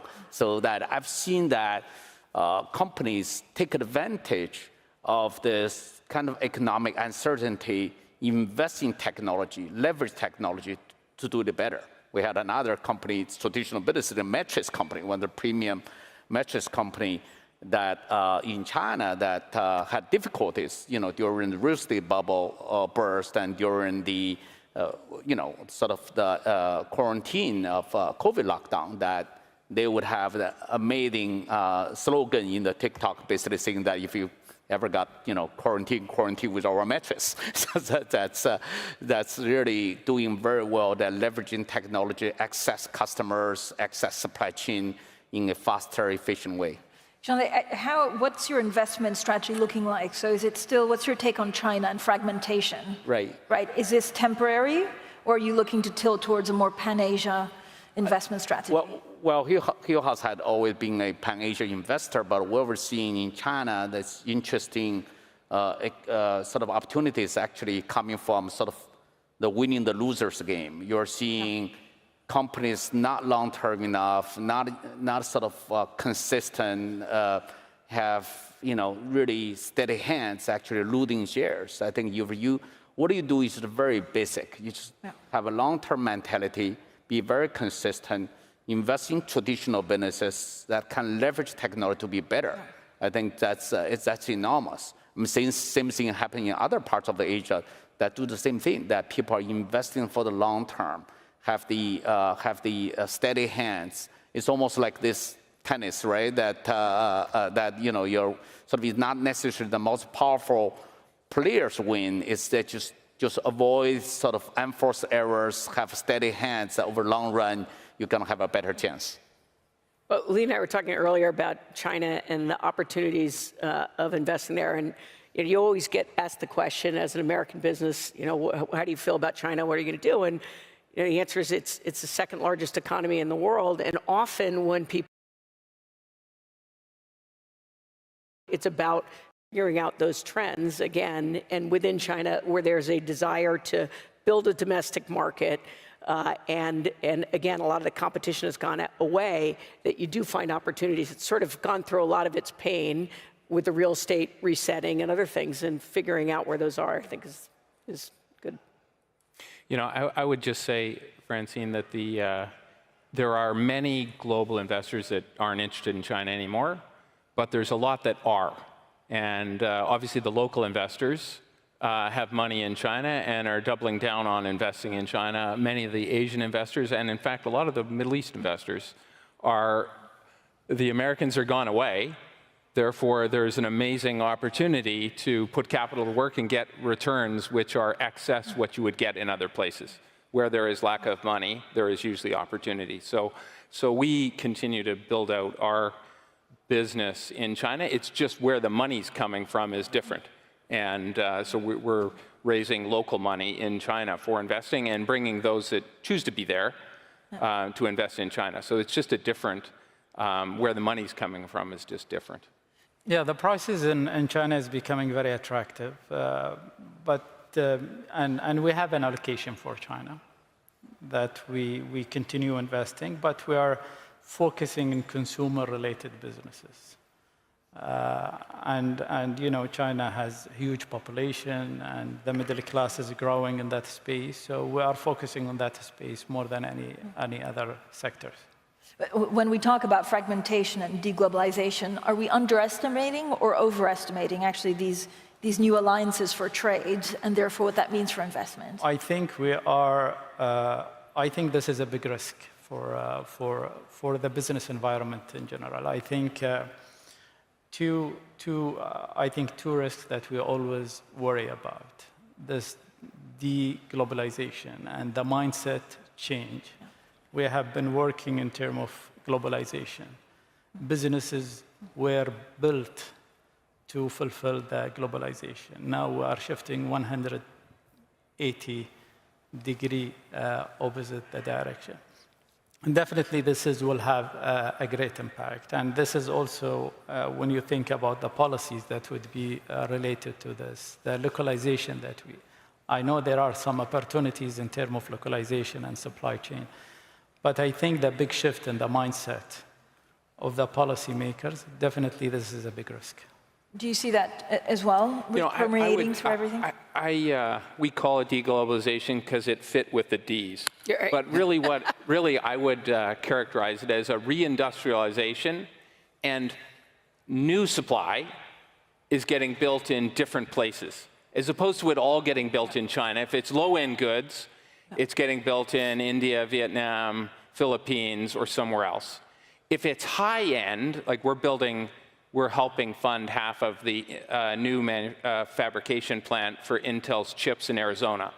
So if it's high-end, sophisticated production chips, technology-wise, it's going to go back to countries where it's really important that those chips are there. So I think it all depends, but what it just means, again, back to infrastructure, there is a massive build-out of capacity, and that brings some form of inflation to the world, but it's good inflation, and it's offset with productivity improvements of AI. And what that means is actually highly, highly productive to the investment world and to the global economies. So it's good for GDP growth, and it's highly productive. So I'm actually, this period of time that we're going into is a really exciting investment period, as long as people forget about the noise right now. Yeah. And I don't want to make light of the noise right now, but when you're investing, it's really important to focus on the long term. What about the noise that actually changes policies? How do you navigate something like the US election? So look, I would just, from our perspective, we're in 35 countries. We pick them very specifically. We pick them where there's culture of respect to capital. We can operate with standards we operate with. They're large enough we can run a business and stay there and invest for the long term and don't leave. And the United States is an amazing country. No matter who gets elected, doesn't matter. There may be foreign policy decisions that are made for some other countries that will matter, but for investing in the United States, it does not matter at all who gets elected to be the president of the United States.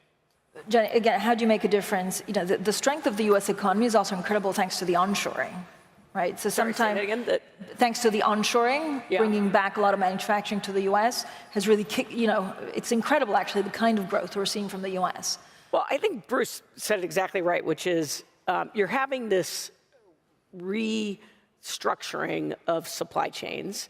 And in cases where, for example, in chips, high end, right, US wants to have some of that come back because they feel like they're vulnerable by not. There's a friend-shoring component. That's why you see investments in Japan. But, businesses act rationally. One of the things I learned when I was in Hong Kong is there are a lot of Chinese companies that are moving their final step of manufacturing their goods to Malaysia, Indonesia, Vietnam, so that they can meet the WTO requirements to say stamped, made in Vietnam, so that it bypasses the US tariffs on China. All of those things, now they're inflationary. Whether or not AI is going to be enough to, as far as productivity gains in the short run, to offset that, it'll take some time. But there's no question that also opens up investment opportunities as you're following those trends. Okay, I'm going to put you all to work because we have 30 seconds each. If I give you, let's say, $10 million to invest for the next generation, where do you put the money right now? Well, put in Asia. I think that's a growth engine. That's for the future. And also put in actually traditional companies that can leverage technology to improve their productivity. With Hill House. 10 million, Jenny, where would you put it? I mean, 10 million, and it's for the next generation. Yeah. I mean, you got 1 billion people entering the middle class in Asia. Most of them in Asia, that's a good spot. But I think technology is going to be the place I'd go for a long-term investment.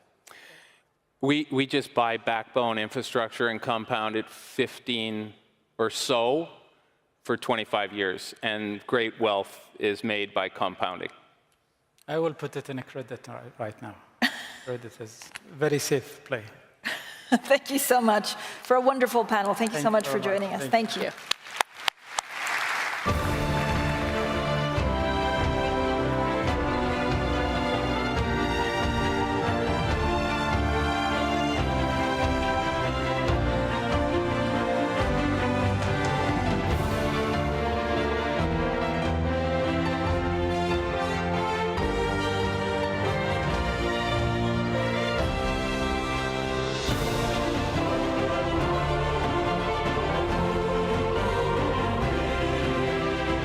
Welcome to the stage, Stefan Meister, partner and executive chairman of the board of directors at the Partners Group, Noel Quinn, group chief executive of HSBC, and Rohit Sipahimalani, chief investment officer of Temasek, for a conversation with Bloomberg's Jacqueline Simmons.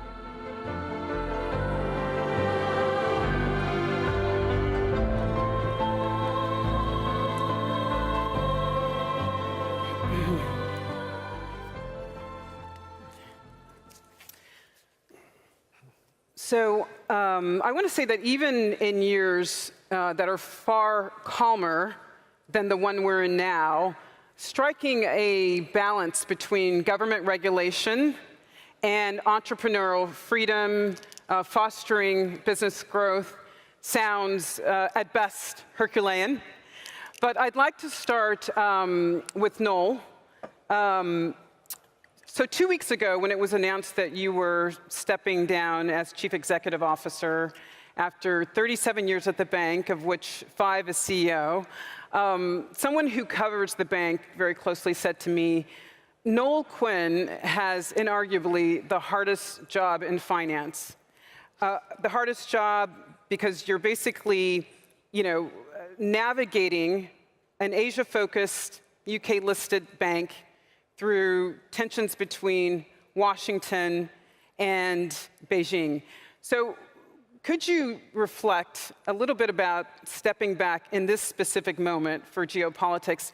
And do you think your successor is going to have a tougher time doing the job that you've been doing? Well, listen, firstly, I've been absolutely fortunate to have worked for HSBC for 37 years, and it was a privilege being the CEO of HSBC. As the CEO of HSBC, 37 years ago, I would never have dreamt at all that I could have achieved CEO of this bank. This bank has a great heritage, 159 years of heritage, and it has been involved in international trade from day one. We opened in Hong Kong. 1 month later, we were in Shanghai. 3 months later, we were in the UK, in London. And within 10 years, we were around the world, in the Middle East, in the Americas, in Europe.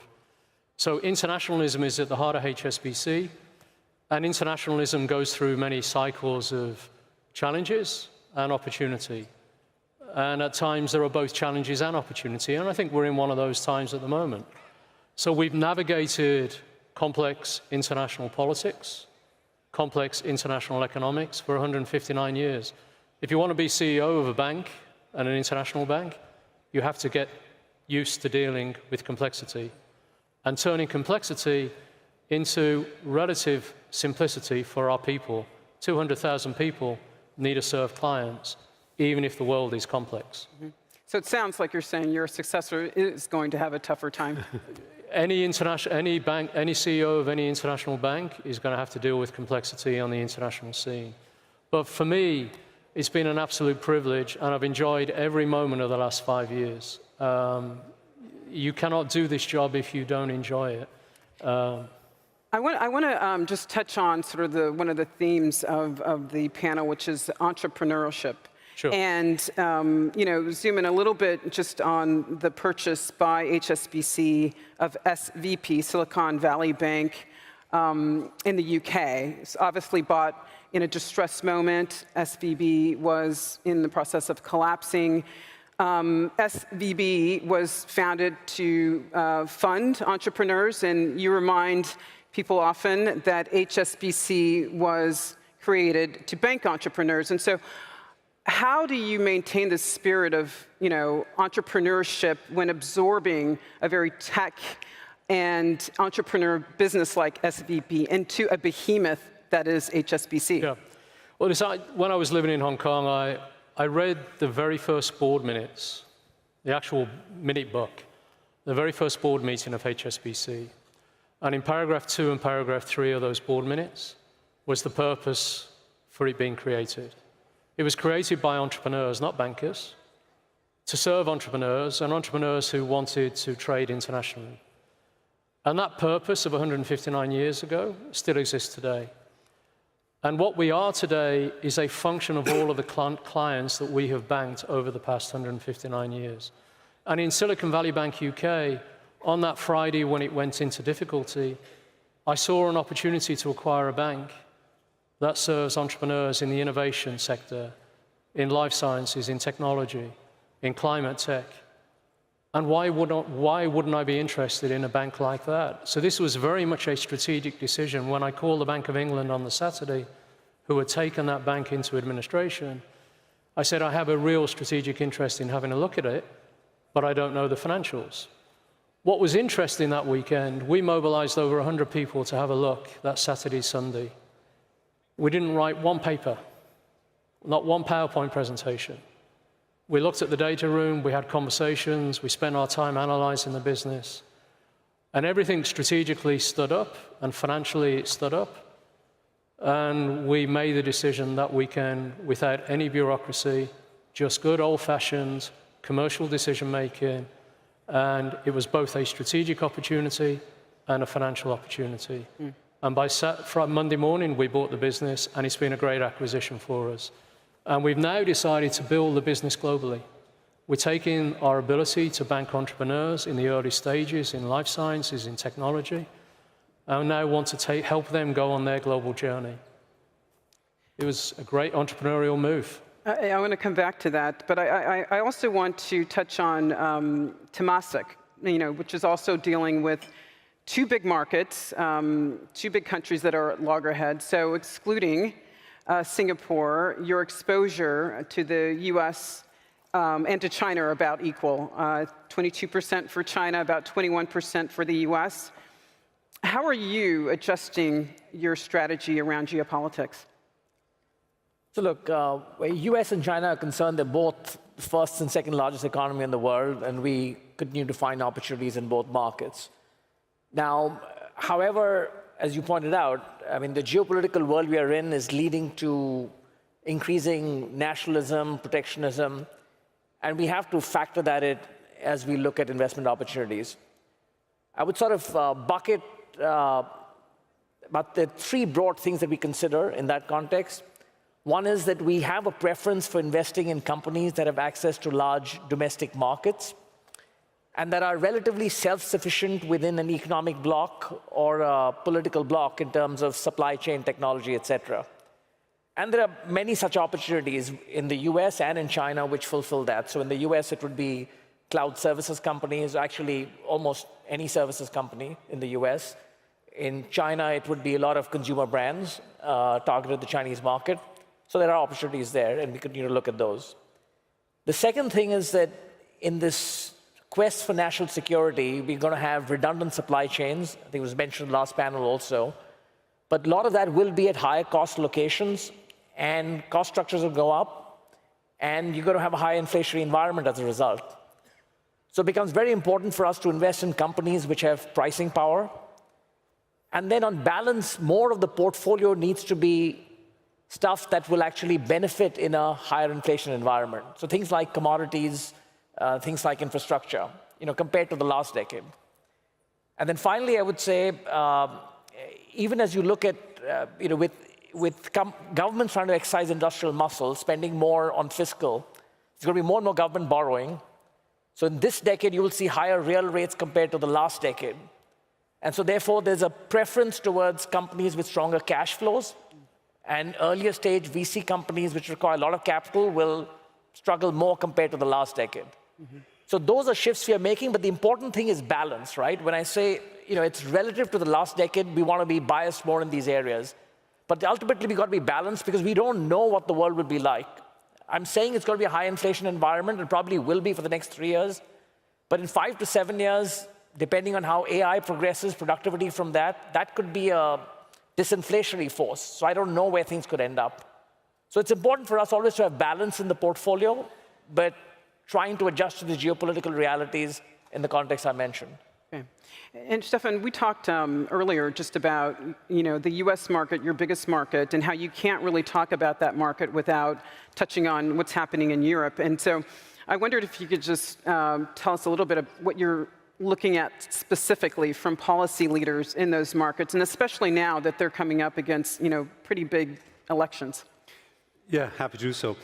I guess I made that comment, in the context of this maybe unusual situation that we are a European headquartered business, but our biggest market is the US. And often the question is, well, is that because the US is so much more attractive? And the answer is, no, that's actually not the case. It's simply a bigger market, for the reasons you mentioned. We look for exactly the same ingredients for a good business, which is an ecosystem. I mean, we are a thematic investor where we see change, where we see transformation that brings the potential, the tailwind, where we can develop businesses at 10, 15% growth rates. And we find them actually equally in the US and in Europe, but just Europe is a bit smaller. And maybe give you an example here, the way we think about that. Since about 10 years, we look at the reconfiguration of pharmaceutical supply chains. That's with a change from the chemical products, the small molecules, to biologics. That comes with a completely different supply chain. And so there's all kind of businesses from the discovery stage to the in vitro testing to the FDA process, commercialization and distribution that completely changes. And so in these areas, we try to understand what are the businesses that have maybe the best outlook for the future that we can develop. I want to make a comment about Europe, because implicitly, I think a part of the question is always, does Europe really have these interesting businesses? Everything seems to happen in the US these days. And I think that's a bit of misperception, I have to say, And I often like to use the example of chips and the semiconductor business or industry.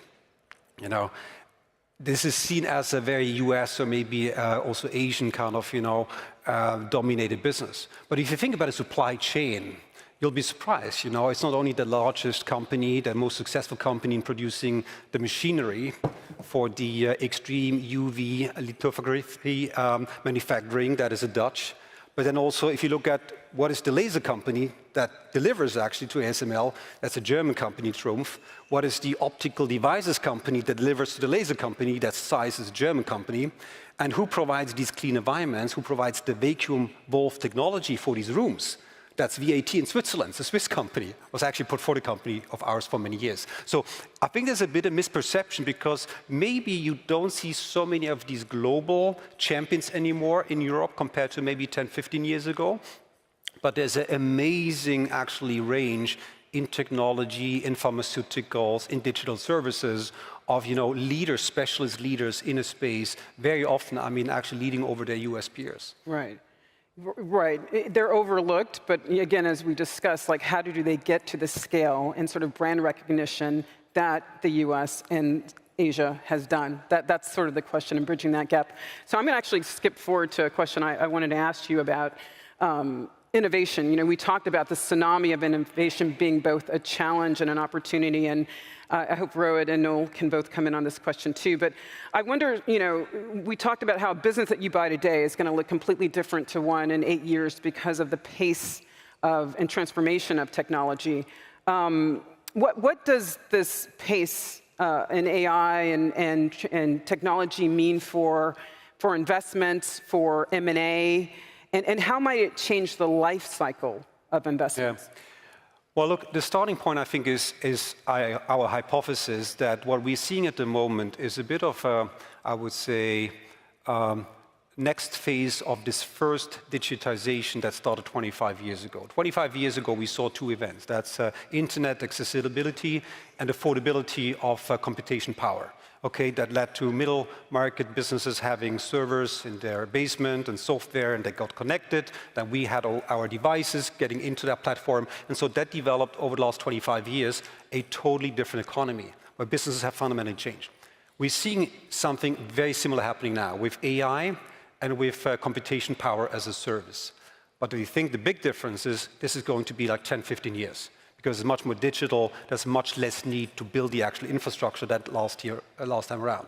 So if you think there's a merits in that hypothesis that our economic transformation will be done in about 10 to 15 years from now, you buy a business, a private markets firm, you know, like ourselves, you own it like for 6, 7 years, that means that more than half of that economic transformation is over. So you need, when you buy a business, have a very clear hypothesis of what will that ecosystem look like in 10 to 15 years' time. I say hypothesis because no one knows. I mean, there's so much, you know, uncertainty over so many things, but you need to have a direction. And you need to define for a business that you buy today a winning business model and a clear path. And you have to literally on day one, you have to actually get on that journey. Because if you want to transform the business over the next 5 to 6, 7 years, you have to start right now. So the business we are in my opinion, has changed fundamentally compared to 10, 15 years ago, when, you know, financial investors, I think, were doing quite well just with, you know, the leverage market and just basically being passive financial investors. The next 10, 15 years will be a much more industrial approach, where you really develop these businesses in a very, very active way, very hands-on. Think of it much more like what family businesses would do. I mean, you know, plenty of them in this region here. Rohit, do you think that AI shortens or lengthens the life cycle of investments that you look at? So, you know, I think every investment that we look at right now, and for every company in our portfolio, we have to ask the question, what is going to be the impact on AI? You know, one is that is it going to disrupt the business fundamentally? Is it just going to be an enabler which would help take out costs? Would it allow you to sort of tap customers better? What's going to be the impact? It's not an easy answer. We're actually at this point forming cross-functional groups within the organization to look at that. But that's going to be fairly critical. And there are going to be some businesses that you know are not going to be disrupted, but definitely AI will be an enabler in almost every business. So for example, if you invest in a hospital in India, now AI is not going to hospitals are not going to be done away with. Now how some of them operate, how can they be more productive? Obviously, it's going to have an impact. So we've got to think about it from that lens. On the other hand, if you look at something like a call center business, you know that it's ripe for disruption. So it is something you have to look at. I don't think, you know, typically when we're investing, particularly in the private markets, you have to take at least a 3 to 5 year horizon, sometimes longer. So I think it's tough to say that, look, I'll get out quickly before that change happens. That's a very difficult mindset to have. Right. So you've got to look at, what is the risk, what is the opportunity, and what can you do along the way? Right. Can I come back, you know, to you, Noel, just on the SVB? I'm thinking more about sort of, you know, regulation, and you mentioned that this was able over a weekend. You know, you didn't need a lot of wind-up; you just got it done. And I just wonder, having sort of navigated that deal, you know, how you were weighing up sort of the risk rewards of that, and what are actually the takeaways or lessons that might be applied to your industry going forward? Well, take that weekend as an example. It was a phenomenal example of very strong engagement with the regulators. And they had a very clear plan of what they wanted to do if a bank got into trouble in the UK. They had a very clear resolution plan. They invoked it on the Friday. They operated it the Saturday, Sunday, with the ambition of coming out on the Monday morning with a solution. And the Bank of England did a phenomenal job in handling that. And if I spoke to them 20 times that weekend, I probably spoke to them 50 times. And it was just good old-fashioned open dialogue, trying to solve a problem between a bank and a regulator. So dialogue is always a great thing to have, and that weekend we had a lot. And we had a common purpose, find a solution, and it was strategically important for us. If I can come back to AI, because that touches on regulation as well. Look, AI is a hugely powerful capability. We are embracing it, but we're cognizant of the risk. So there you've got to be cognizant of the regulatory risk, of bias, of unintended consequences, of poor data leading to poor output. So you do have to tread carefully whilst embracing. And we're doing both. We processed last year over $500 trillion of payments digitally, globally on behalf of our clients. We're the second largest payments processor in the world as an international bank. We are using AI on that to help us understand the patterns of behavior, the risks in that payment traffic, the opportunities in that payment traffic. But in terms of fulfilling our regulatory obligations for financial crime compliance, AML, sanctions, we're using AI because it's enabling us to gain insight that we can't get through traditional algorithms. Now, one other thing on AI, whilst be cognizant of the risks, be excited by the opportunity. And for me, AI, I think, is, put simply, an acceleration of learning. It's an acceleration of knowledge. Its ability to get your hands on knowledge and learning faster than you're otherwise able to do. And I think we will find it will lead to breakthrough opportunities, in my view, in life sciences. The research and development cycle on cures to medical conditions will be accelerated with the power of AI. And I think we should be cognizant of the risk, but excited by the opportunities. And I believe the world will be a different world in 10 and 15 years because of AI, and a positively different world. Yeah, I want to talk about it because we don't have an enormous amount of time. I just want to be remiss to not let the audience know that you are able to ask questions using the QR code that was provided. But you know, there's a different kind of risk I want to hit on before we talk about the Middle East. There's a lot of news right now about tariffs, if it's EVs or the EU, for instance, imposing levies on carbon-intensive imports. Are these examples of, good/necessary regulation, or is this just moving us further into the, protectionism camp? Well, listen, fundamentally, we're the largest trade bank in the world. We fundamentally believe in free trade. So for me, free trade, global trade has created the world of today and helped the world of today become a stronger economic world than it has been or was 30, 40 years ago. So we believe in that. In terms of carbon trading systems, I personally would rather put my faith in voluntary carbon markets and trying to create a voluntary carbon market ecosystem. And I look at that as an ability to attract investors into projects that are requiring revenue from non-traditional sources and can crowd in additional private sector revenue to provide carbon solutions, development of technologies, development of nature. That, for me, I think, is the more empowering version of carbon pricing. It's creating a carbon investment opportunity through a voluntary carbon offset market with good regulation, good legitimacy, good validation. So it's not avoiding the issue, but that can crowd in investment alongside traditional forms of investment, bank debt, private equity, public equity, concessionary finance. It can crowd in another source of investment into some projects that need that investment source. Okay. So with the minutes we have, I want to just ask, Stefan, you have about 1,000 employees in the region through your portfolio companies that you're invested in, and you likened your presence in the Middle East to what it was like in APAC 2 decades ago. I think you mentioned Singapore specifically. And I just wondered, how are you thinking about both about this region as a place of investment, and is there a gap to be filled by private equity and firms like yours? Yeah, I guess the comparison I drew is the following. When we started to be active in Asia about 25 years ago, so not super early, but probably for private market, comparisons relatively early. And we have chosen Singapore in 2004 actually as our hub in Asia. And that was not necessarily for the reason that Singapore in itself was actually such a relevant economy, but we clearly saw Singapore as a growing gateway to Northern Asia, to Southeast Asia. And I think in a little bit of similar way, we see the GCC, Qatar, as a gateway to something that is bigger than the GCC, including India, the global south. And in that context, we also see that our portfolio companies, a bit like 25 years ago in Asia, become more and more relevant here. We have in Qatar about 300 employees in our portfolio companies. We just grow literally by the month actually here. And this is simply because, it is attractive for our portfolio companies. And that's often because also of indirect activities out of Qatar or out of the GCC.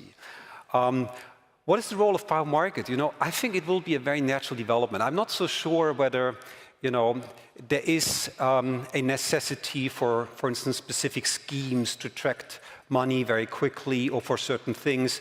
I think what happens is usually these things take care of themselves automatically if there is a market. This is what happened in Asia. This is what I see with our portfolio companies here in the region. As relevance of certain sectors, this is the consumer sector here, that's certainly energy technology for sure, but it's also education actually, which is a big thing in GCC and Qatar. As these sectors grow, portfolio companies come here and money actually flows into the region. So I think it's a very natural process. In that sense, I'm not sure whether there's a gap. I think it's just a natural process, which takes a little bit more time. My gut feeling is it will be a little bit faster than in Asia 25 years ago. And Noel, this is the 70th anniversary of HSBC operating in Qatar. And you're the largest international bank in the region. So I'm just curious, how does building a bank in the Middle East differ from other parts of the world? I think there are core parts of building a business. First, be committed long-term to a market and work through the cycles, the good cycles, the bad cycles. Don't be in and out. So that's a philosophy I think that's important. Build long-term relationships. It's not about doing deals or doing transactions. It's about building relationships, understanding each other, and then finding ways to help and do deals then flow as a consequence of a relationship. And I think if there's one thing I've learned in my 37 years at HSBC, and I've said many times to frontline bankers, your job is to build relationships and then transactions will follow. Your job isn't to do transactions. And I think in markets like Asia, the Middle East, it very much is about having a consistent presence, good times and bad times, building relationships, building empathy and understanding, and the rest looks after itself. And one final question, just maybe to the panel, and maybe start with Rohit, just on that point. But how are Middle East sovereign fund flows shaping discussions around global investments and regulation? Well, look, it's a big force. You have about almost $4 trillion of sovereign wealth funds from this region. And that capital is investing over $100 billion a year globally. So it clearly is a big force. For us, we find it an opportunity to sort of partner with the funds here as we look at opportunities elsewhere. It's interesting that I do find that there's been a slight change with some of the countries here now as they're investing overseas. They're also looking as to what their investments could bring back to the region for the development of the region, which was, I guess, different from what it was earlier. So I would say it is bringing the Middle East a lot more into focus globally, but it's also making people alive to the opportunities out here.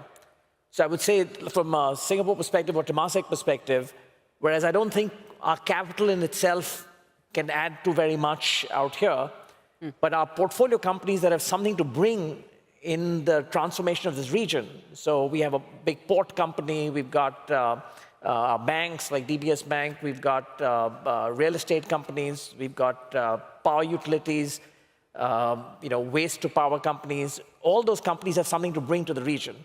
And they're all seeing a big opportunity out here. And it's for people like us, so now we're getting more conscious and encouraging these companies to come and saying, we'll invest alongside you. Because I don't think for us, investing just on our own, just as a financial investor, I don't think we're bringing that much and we can't be that competitive. But it has brought the region into focus. Just the money that's going out from here is also bringing the region into focus in reverse. And just very quickly, because I know you've worked with, or you've been across from one of the Abu Dhabi funds, and I wonder, what can you tell us just how you do work with counterparts, from the Middle East, and in terms of sharing expertise and information? Well, since we're both investing globally, I mean, there's the situations, for example, in India, there was a hospital investment we did, and we had 59%, we didn't need to own more than 51. We syndicated part of that out, and there were funds out here that came and sort of invested alongside us. Similarly, in Asia, right now, for a lot of funds here are beginning to look more at Asia. And places like China, we have actually been there around for 20 years. So we find some of these funds want to work with us as we look at opportunities out there. So I think it's a good partnership. We both benefit from engaging with each other. And then in some areas, particularly in areas like sports and gaming and a few other areas where they've been investing in the West, those are areas we've not invested in the past. And so if there are opportunities and they come to us, I mean, those we can look at seriously too. Okay, unfortunately, we're just right down to the wire, but I want to just end where I started, again with Noel. You said you're going to pursue a portfolio career, looking at multiple roles at different companies after a period of R&R. And where will the Middle East fit in your next chapter? Well, listen, I've got huge affection for the Middle East, huge affection for Asia. I've been an international banker for ages, so I hope to have some engagement continuing going forward. I've got to keep this going and maybe slow down on using the body so much with too much international travel, but I'm looking forward to a bit of rest and relaxation and then re-engaging on a variety of topics that I'll be involved in going forward. But I love the Middle East and I love international business. It's been 37 years of my life. Okay, no, that note, thank you. And thank you, panel. Thanks. Thank you.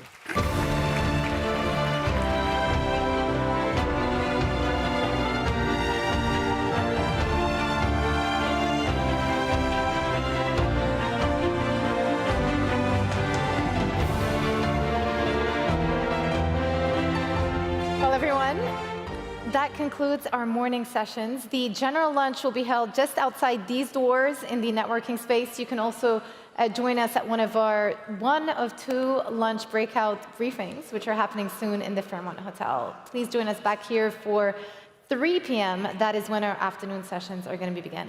We will see you then.